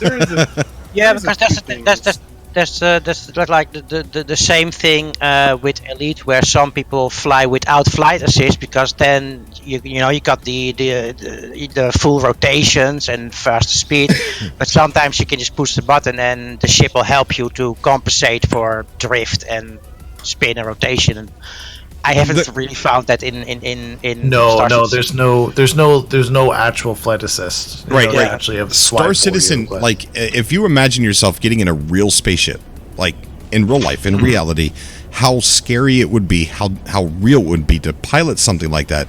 Star Citizen captures that. Like, but I think you feel like you're driving something big. You feel like you're actually. It feels like There's something weird that it really puts you into a vehicle. Yeah, I think what I'm trying to say here is that the learning curve sounds very steep, and games like that kind of put me off. I want to get in there, enjoy myself, and if after 5 minutes I can still not fly a ship, it's not for me. But I'm just that kind of person. Yeah, once it takes a little, to maybe 15, 20 minutes of really, but you got to have someone kind of walk you through it. Yeah, Elite, I feel like is even more intense. Exactly. Yeah. That's what's turned me off on Elite Dangerous, and I've been wanting to purchase. I've just hesitated because I know it's a heavy sim game, and I've never really played those type of games before. What is difficult about Elite then? Because it's way more easy, and especially with the latest update, they now have an undocking assist, and they have a frame drive assist where you always end up at your target if you go somewhere. So they made it much easier now with the latest update. Oh wow, I might start playing it again then. We got Zura joining us. Zura, how you doing, buddy? Hey, how's it going, y'all? Going good, man. Going good. Glad to have you back on the show again. Yeah, I wanted to chime in on Star Citizen because I just played it for the first time. Yeah, go ahead. It's a really good game. It's pretty awesome. Like, I was totally immersed in it. I did want to touch in right when you were saying I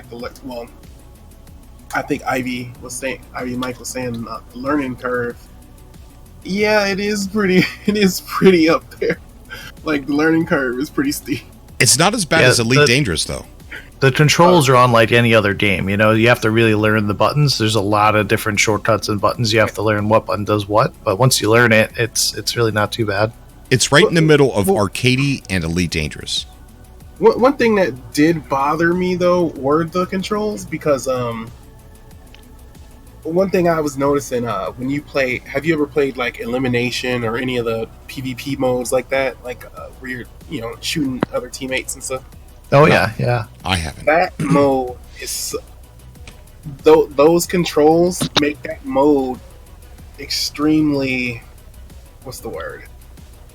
It makes it so strange to play. Like when you have to click the weapon to equip it, it's really weird. Like, that's my only problem with it so far. Yeah, there's keyboard shortcuts for all that. Like to stow a weapon and pull out a different weapon is like X and 1, and there's like, so yeah. To your point, yeah, it's a pain to like click on everything. But once you learn it gets easier. But I mean that's all just a test. That's just to like get like the player versus player down, so that way in the main game it'll be better in the future. That's just all like a test. It's all a test right now. It's all an alpha. Yeah. Experiment to get the actual game out. Yeah. And those modes though, those PvP modes are actually really fun. Like I was enjoying myself a lot. Yeah, I mean, to go from flying around in a spaceship to then land and be able to pull out a rifle and be in a full like Call of Duty first person shooter, all in the same game is just something else. Yeah. We also have I think it's Jonathan A348 on the call with us. Jonathan. Yeah, I was making this and I forgot to put the N in there. I got a new phone and it's totally confusing. Okay. But, was the A a mistype? No, it's supposed to have an N after the A. Oh, Jonathan. Oh. Yeah. Okay, but, that makes sense. Yeah, so it's a total mess. But I asked you a question earlier about the hypothetical with the DLC hedge. Okay. About after Beyond, and they start selling, DLC, actually selling. Because I mean, like what you were saying before, it's been 3 years since this game came out. Right. Do you see that happening at all? Because I don't see it happening until if they decide to port this to like the PS5 or the next gen consoles. There's definitely going to be a No Man's Sky next gen. Yeah, I don't see them ever charging for DLC for the current game, though. Sean Murray's just so against it. I just don't see them ever doing it. Right. The next time we pay money for No Man's Sky, it's going to be the next gen version.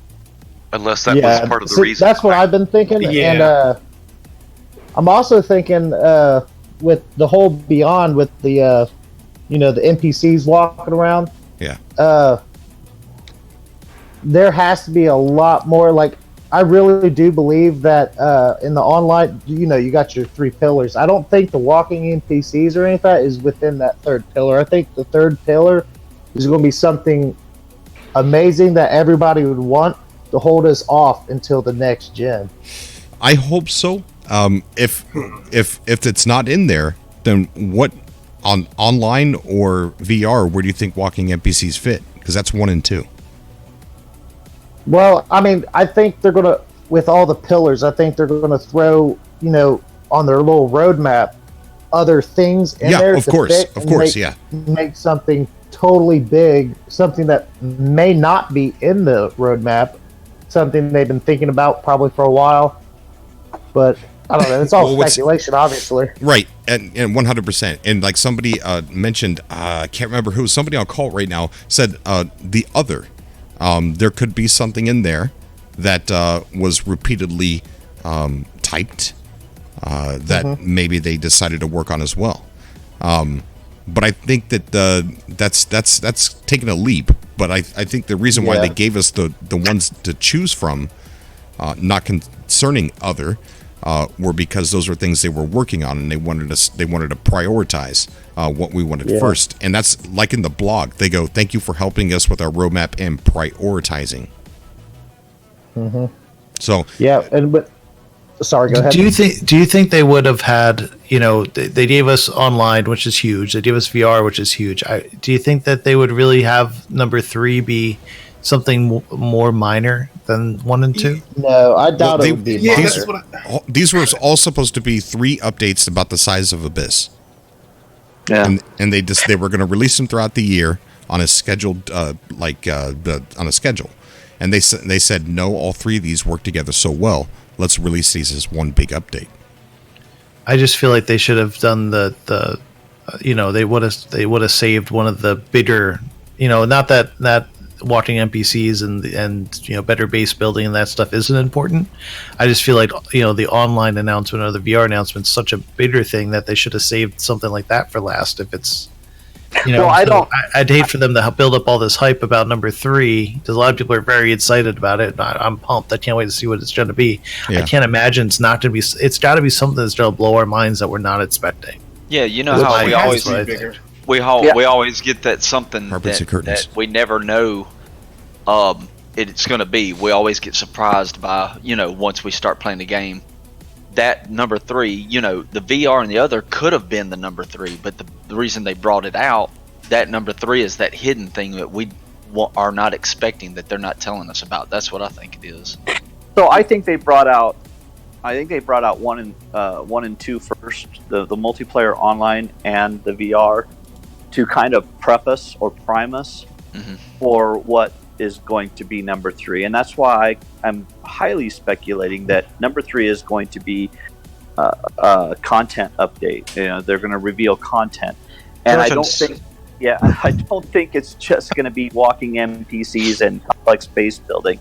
I think those are just some small aspects that is going to be bundled in with a bunch of other, right? Because the other feature hasn't even been addressed yet.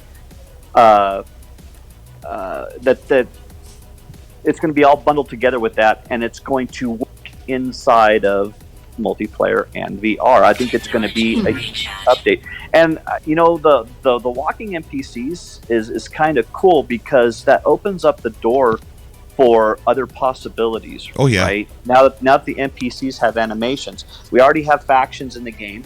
We have quests that are given to us by NPCs. Now we have walking NPCs. Yep.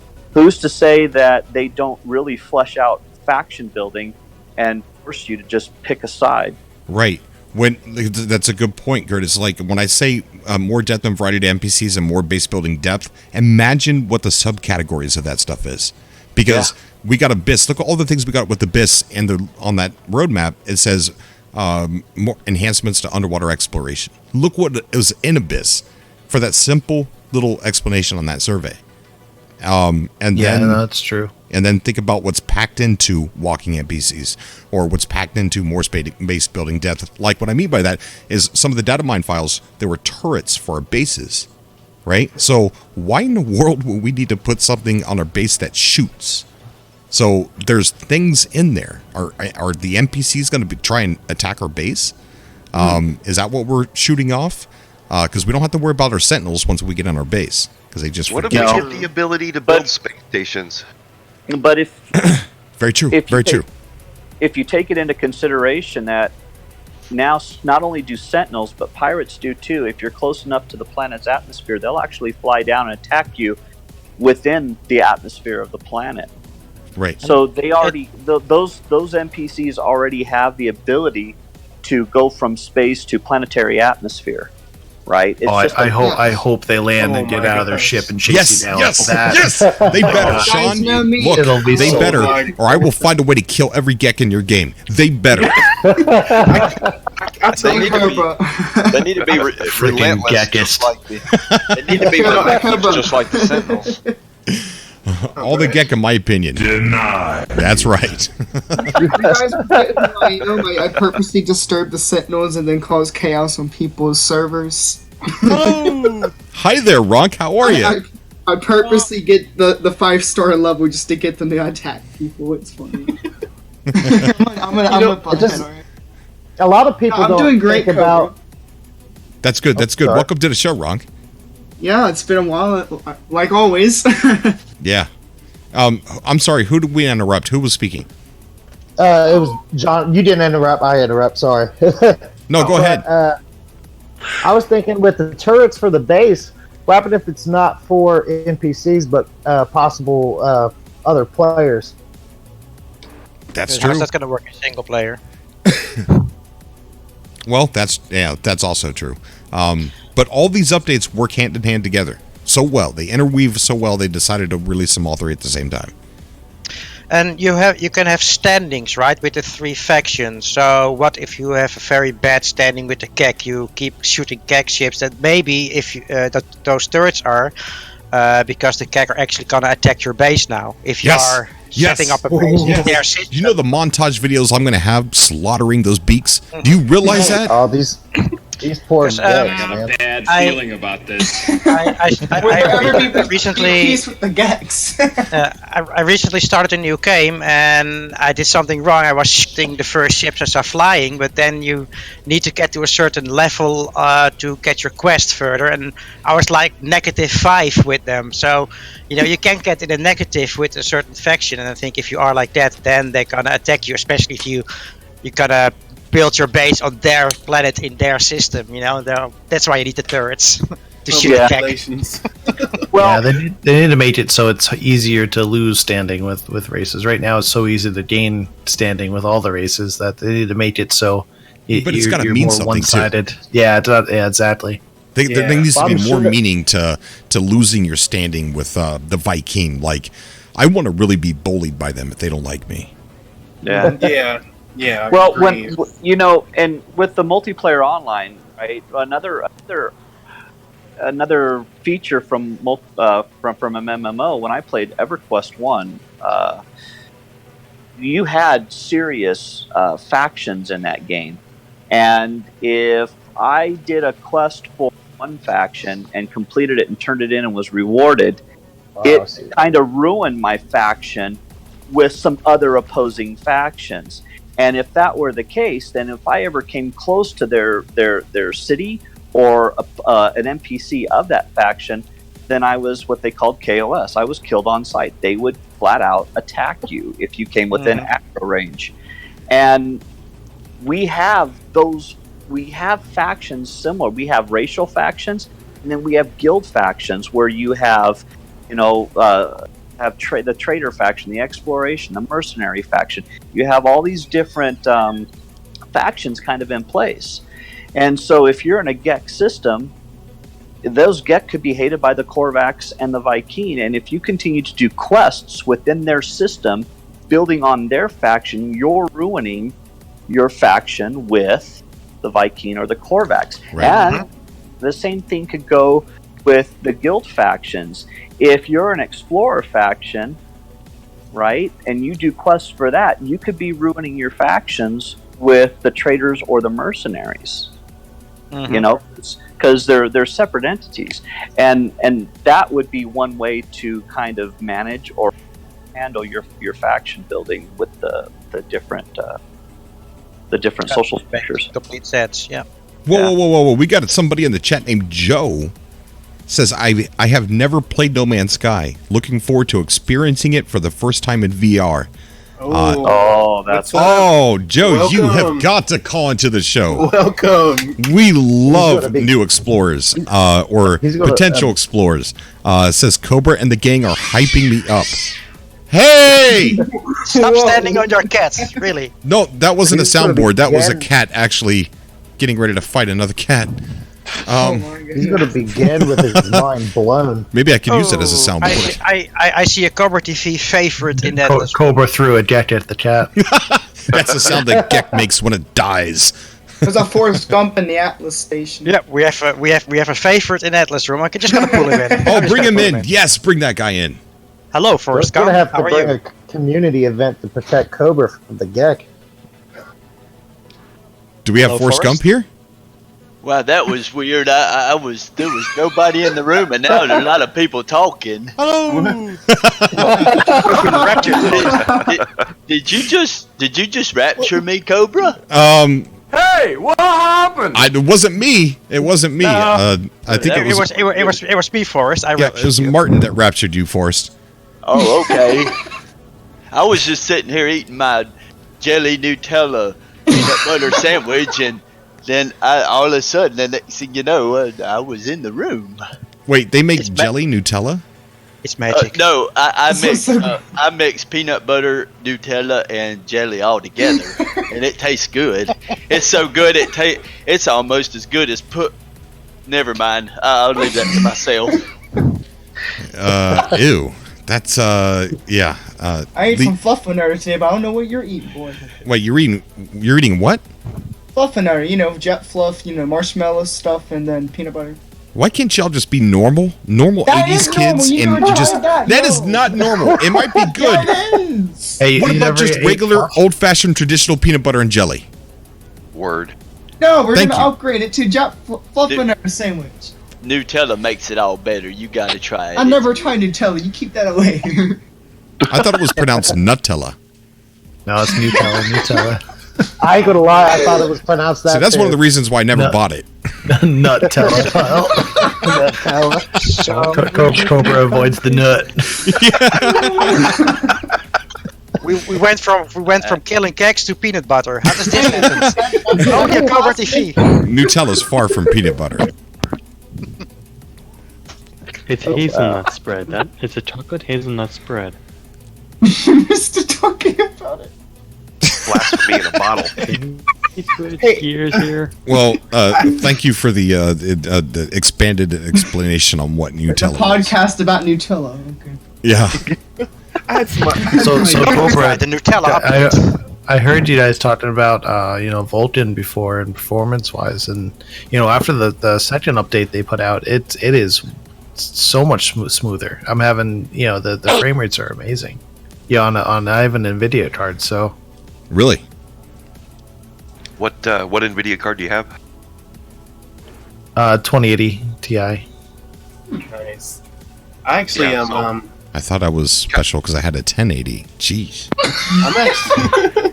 Am I the bottom line now? No. I didn't even know there was a 2080. I just got into PC gaming, man, and I'm already behind. I can't run. It can't run the update. It keeps freezing my game. No wonder I'm getting weird looks when someone you goes, yeah, I got a PC. They go, yeah, what's your graphics card? A 1080.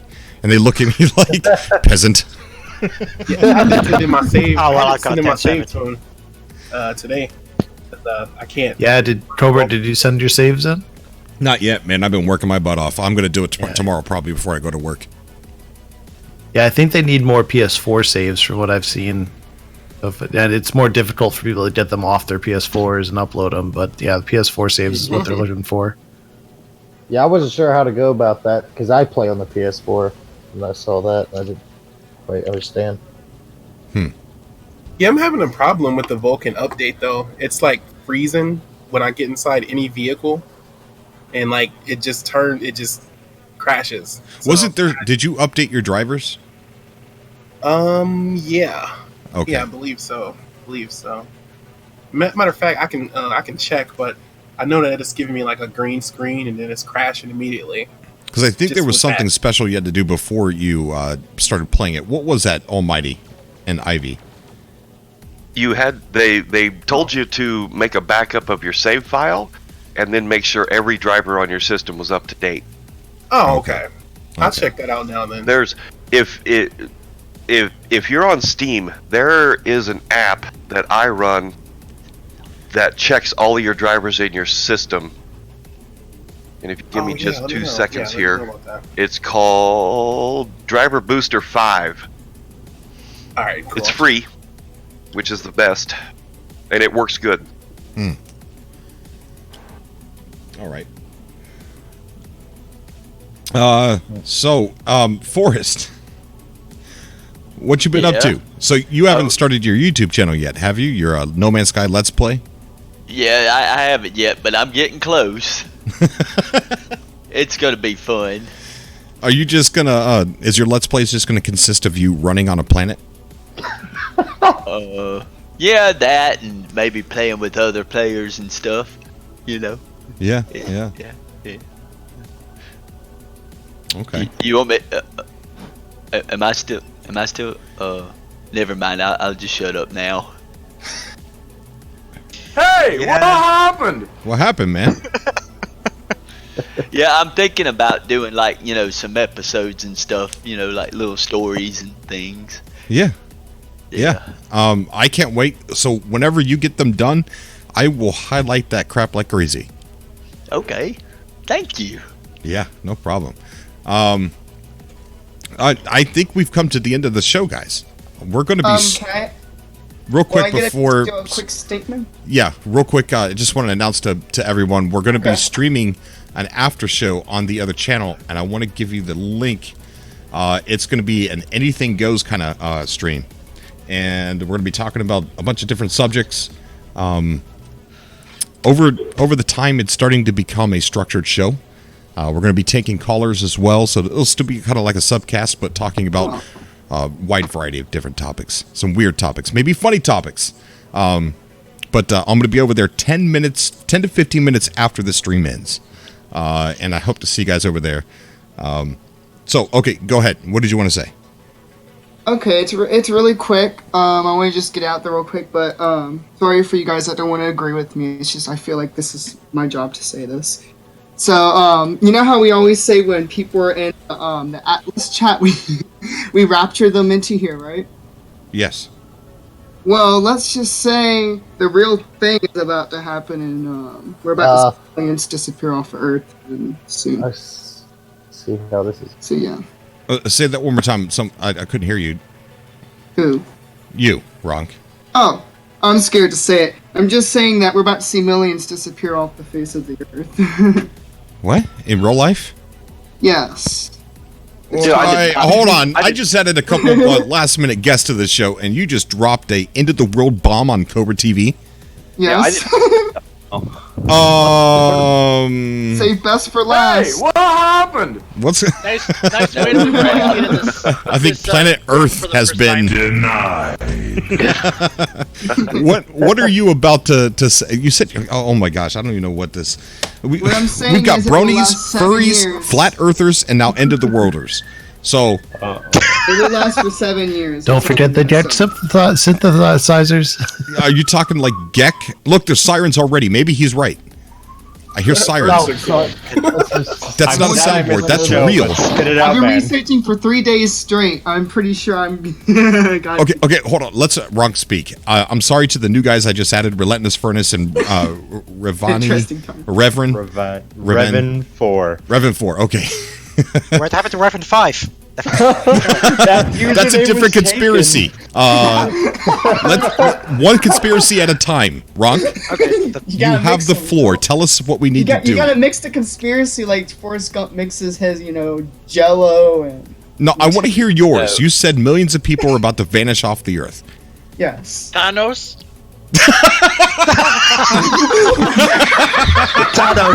Thanos is real. Ronk's got the gauntlet. He's threatening us.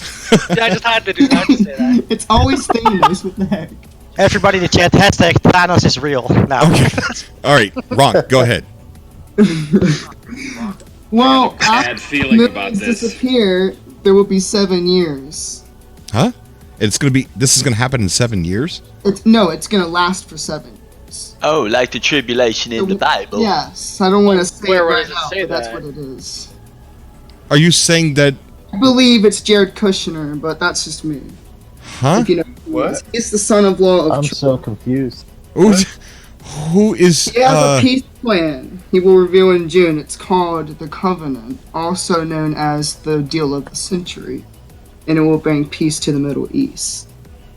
Oh, okay. So they're going to Behind get it. rid of all the RH positive people, though.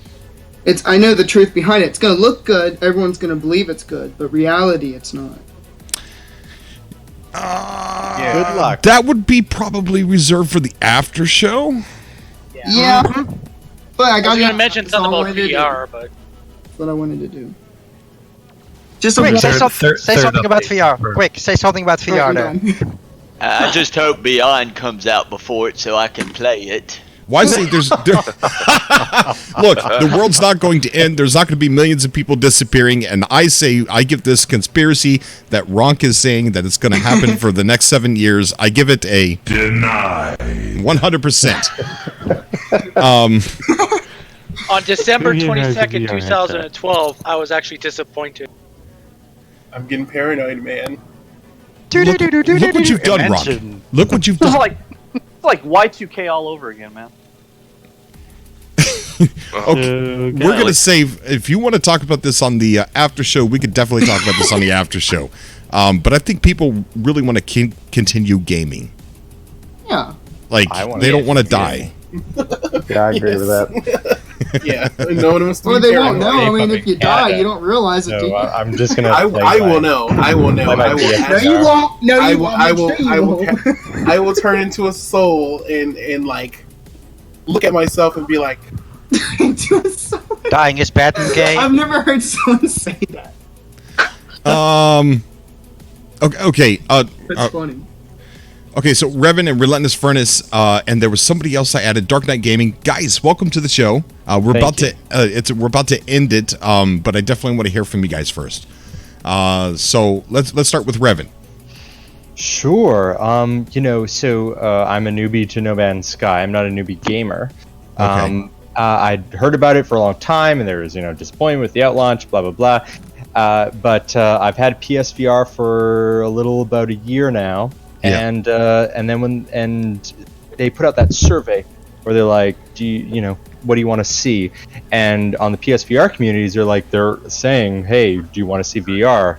And should we offer this? And go take the survey and say you want it. And so I did, and I said, hey, if you put this in VR, I will buy your game. And well, they announced it in VR, and within 3 days, I bought the game. Of course. Wow. So I'm really excited. I'm excited about what it could mean. I do like base building games and survival games and all that kind of stuff. I played about 3 hours flat on my PlayStation. I'm normally a PC gamer, but after I got my PSVR, I've kind of been playing everything in virtual reality. Right. So I'm excited, and there's so much that I think there's so much potential for this game. And I'm excited to see what they can do. I see a little bit about what it has to offer, and I'm imagining.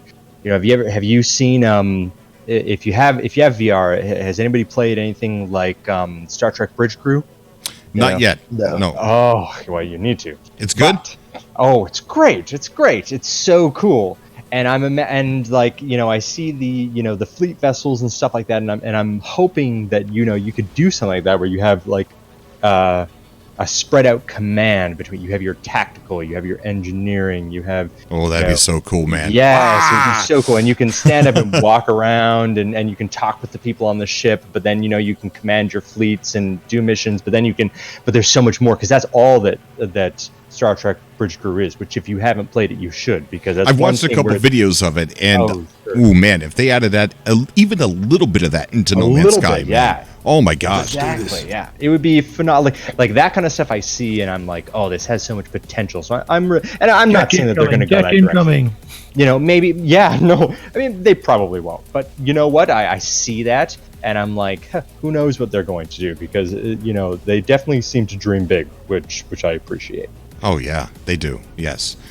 Well, great comments, man. I really hope that they do add something like that in with the No Man's Sky Online portion of it. They did say that we would recognize some of the online elements in heavily online games. Mm-hmm. So I got my fingers crossed and my toes. We also got Relentless Furnace. Hello. How you doing, buddy? Not bad. I've been playing this No Man's Sky game since launch. In fact, my friend pre-ordered it for me, so from day one. Oh, kind friend. As for VR, unfortunately, I do live in a place called Alberta. Oh, I live in Alberta. Yeah, you probably understand the whole being blocked from the world markets in the oil industry kind of thing. I used to work in the oil industry, so pretty much everything that I have that's worth as much as a VR headset is really just a relic of a better time. Yeah, and VR headset's way beyond my financial capability right now because that is too bad. I understand this is a local issue that most people outside of Alberta will probably not understand. Most people here still make a ton of money, so I work for the government. I do all right. There's a lot of my friends who don't. You work for the government. I work for a gaming commission. That's about it. So yeah, I work for the Alberta government. Any changes? Like, has it gotten better or has it gotten worse or whatnot with the new Jason? I'm concerned, but I'm sure that our local politics are not. I mean, it is a concern to the world, but I'm concerned about the new government. But I will say that my personal job is probably secure. Hopefully my wife is too. She is a teacher here. But yes. Okay. But there's one last thing. There's hope on the horizon, kind of, because I found something that I'm good at that I don't need to depend on local economy for. For the last 2 years since I lost my last oil field job, I've been actually trading Bitcoin, and I'm not quite good enough yet, but I'm hopefully be able to live off of it and actually be able to buy VR headsets and stuff. Well, that's cool. That's very good. I'm very interested in Bitcoin. I just started looking at some of that stuff, and it's really confusing. Really confusing for me. When it comes to me with Bitcoin, I'm like, what's Bitcoin? It's like Quicksilver. Actually,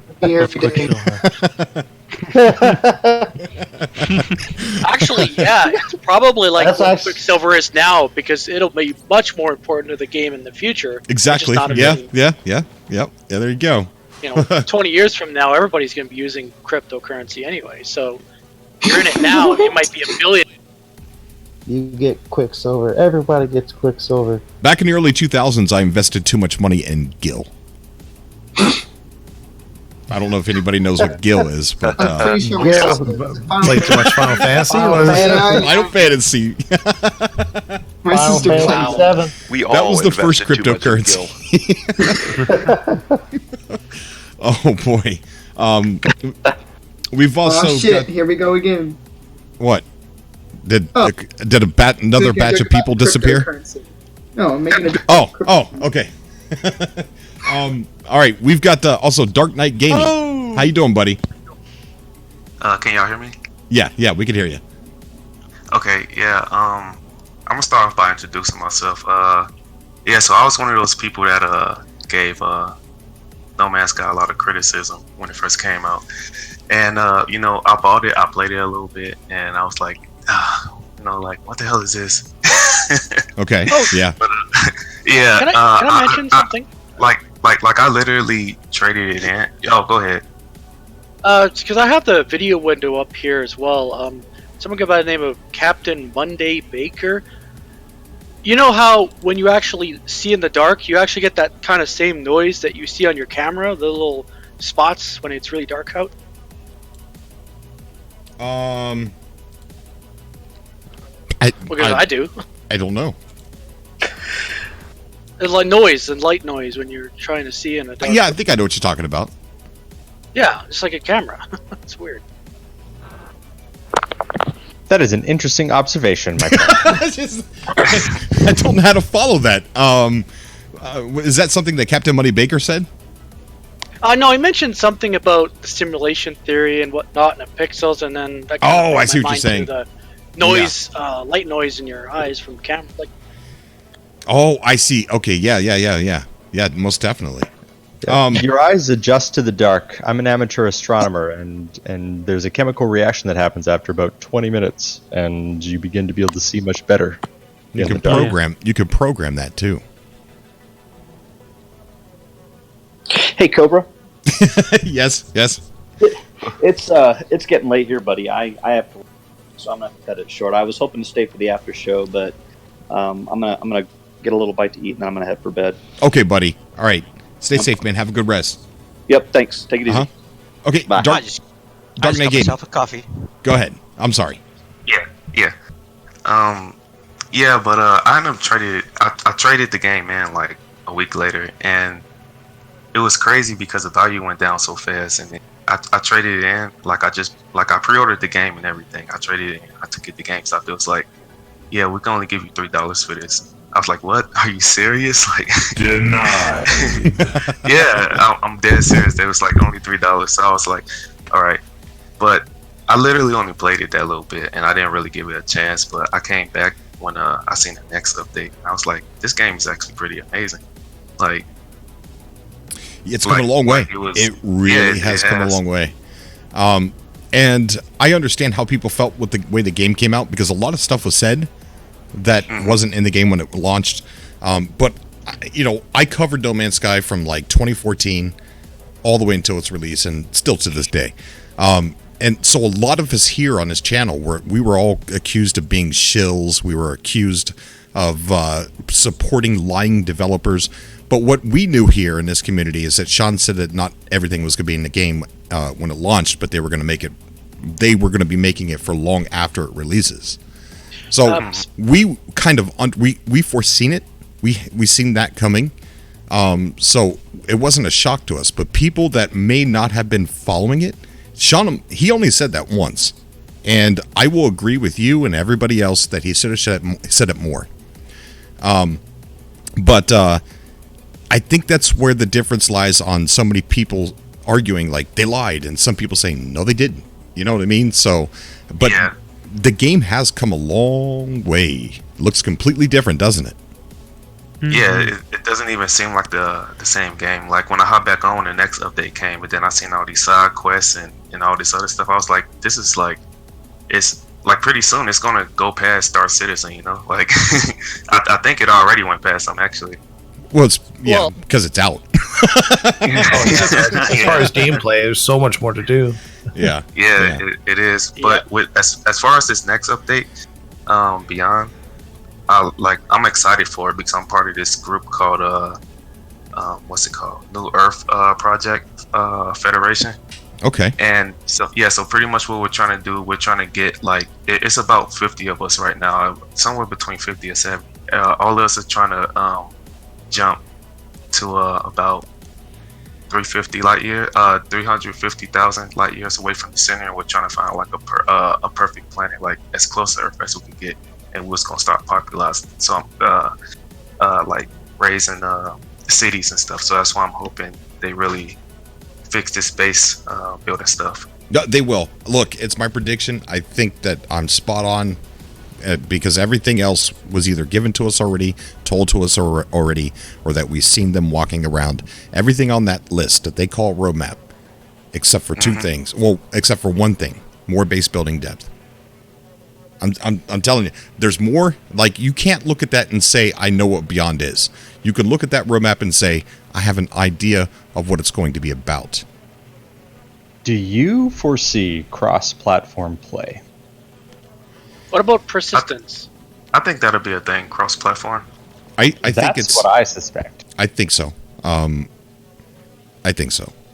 Something that he said made me think about that in the No Man's Sky blog. That brings us together like never before. Yeah, that's the same line that I was thinking of. Yeah. Speaking of when I mentioned Star Trek Bridge Crew, of course, that is cross-platform, and that's one of its strengths. I've played that, and I've played with people. Same with Spark. I can play with people on PC, and in Star Trek, even flat screen. And so that's a really, that dimension to that game brings a richness and also a persistence to the community. Now, not that persistence is that much of an issue in No Man's Sky. There's a lot. It has a large player base, so I don't think you have to really worry about, not having people to play with like you do in some PSVR games, where it's like there's just not enough of a player base, even if the game is good. Right, exactly. But that cross-platform play gives it that persistence. Although, once again, I don't even think that would be an issue. But it would be something else. Like if I could have a PC player and we can be playing together, and I'm in my PSVR, like obviously it's possible. So yeah. Oh yeah, it's definitely possible. And man, how funny would those gameplays be if you're on the bridge and you're all trying to fight off a war with the Klingons, they're attacking you, but all of a sudden a console war breaks out. Xbox is better. No, PlayStation 4 is better. Oh yeah, well we got this exclusive. Yeah, well we got this. You don't have that, and you're just getting killed and just smeared by these Klingons. We are PC. Resistance is futile. Yeah, there's somebody at PC. He's going race for PC life. Master Race. Y'all just sit down and shut up, please, and let's fight these Klingons. All right. That's a whole thing. But like I was saying, I think it was your last podcast. I was in the comments. I said, I think the walking non-playable characters will bring a lot of depth to all the missions in general. Oh, missions, yeah. Yeah, like the side quests, like for example, the side quest when you have to find a lost NPC. Yes. Yes. Yeah. Like he could be like roaming in a cave or something, or trapped by a bunch of aliens. And you have to go save him, yes. Something like that. That would give so much more of a reason to be on a planet. Like if you actually picked up a distress call and had to go pick up some other Viking Gek or Korvax, and they had to get in your ship and you had to take them somewhere, but they were outlaws, and now you're an outlaw being chased because you're aiding and abetting this criminal, and now it's a whole thing. Now you're getting shot at, and now it's you got to get the guy back to the space station, but then they're waiting for you out in space too. Oh my gosh, that'd be so cool. Kind of like Elite Rangers. Yeah, how cool would it be if you could have like a keg as a wingman, and then you fly very close to a mountain and you crash your wingman keg into the mountain? That would be awesome. Yeah. An awesome way to kill your keg. Just saying. All right. We're going to go ahead and end it here, and I'm going to go to the other YouTube channel in about 10 or 15 minutes to do an after show, just because I don't want to go to bed just yet. And if anybody's going to be awake and wants to come over and just hang out, there's going to be that in about 15 minutes. I do want to thank everybody that called into the show. You guys were great callers, great guests with some great things to say. So thank you very much. Yeah, I don't work tomorrow. I got tomorrow off, so awesome. Very awesome. Until Thursday, so Yeah, I got the next 2 days off. I've been guarding the front gate of a base for the last 3 days, so that's why I couldn't really participate in anything y'all was doing on this channel. Oh, sure, guys, rub it in. You got any plans for next weekend, Rev? An actual weekend that doesn't suck because of all the snow? Yeah, it's been very cold here. It's a little Arctic going on, and I'm tired of it, shall we say. It's supposed to be like 20 degrees Celsius. Yes. That's 70 degrees Fahrenheit next weekend. Let's go. Yeah, finally. It should be that right now. I like how the Celsius people know the conversion to Fahrenheit, but the Fahrenheit people don't know the conversion to Celsius. It's below room temperature. Oh, yeah, that's No, like I know how to convert to that's like both. impossible. I don't. I don't know. I have to. Simple It was math. actually part of my Ronk, trade. I'm an you have a instrument Discord technician. channel. Knowing. My Ronk has car a has been Discord channel covered in associated snow. with storms. Oh. So- No, I don't own it nowhere. I gave it to someone else. Oh, okay. Cobra, why are we talking about a ferret's height? I don't get it. I'm confused. I've had to learn how to like convert PSI to KPA to inches of mercury to inches of water to Yeah, we centimeters live of in a mercury. hybrid system up here, for sure. And apparently, cells can see us. So, Cobra, what's the name of your other channel that you're talking about? Because I'm new to this channel. I'll put a link in the chat here. It's called Cobra TV Live. Oh, okay. But it's, for some reason, I think it's kind of hard to search for. I don't know if it is or not, but I'll put a link in the chat. Boom, there it is. And Okay. we'll go over there and hang out. We'll talk about some weird topics. If you guys want to talk about some conspiracy stuff and people disappearing, if you want to talk about gamer goo. Gamer goo is an actual thing. Scented gamer goo for your hands. You want to talk about some Sonic? It's made by the dead. So a lot, we can get into weird topics. Whatever you guys want to bring up, we'll talk about. Sure, I'd love to come over. It'd be great. Awesome. All right, I'm scared. I am too. All right. No, I'm more scared the way he said it. I got a bad feeling about this. Yeah, me too. Me too. All right. So give me about 10 or 15 minutes, guys, and I'll be over there live. And everybody in the chat, thank you so much for coming out and participating in the chat. And I love you guys, and I will see everybody in the next video, and I'll see everybody over on the next channel in a few minutes. All right. Bye, everybody. Thank you for having me. Bye, Cobra. All right. I'm going to stay in this chat here, but I'm going to mute it while I go to the bathroom. Okay, I'll do the same then. Okay. You Bathroom break. Too many Bathroom Dr. break, Pepper. y'all. So, Revan, I have a question. Halftime. Sure. So, you said the Star Trek Bridge Crew was cross-platform, right? Yep. Is that cross-platform from PlayStation to Xbox and PC? I don't believe it's on Xbox. I just believe it's on PC and PlayStation. But yes, I've played with Xbox doesn't have VR. Yeah, but you don't even have to have VR. You can play it flat.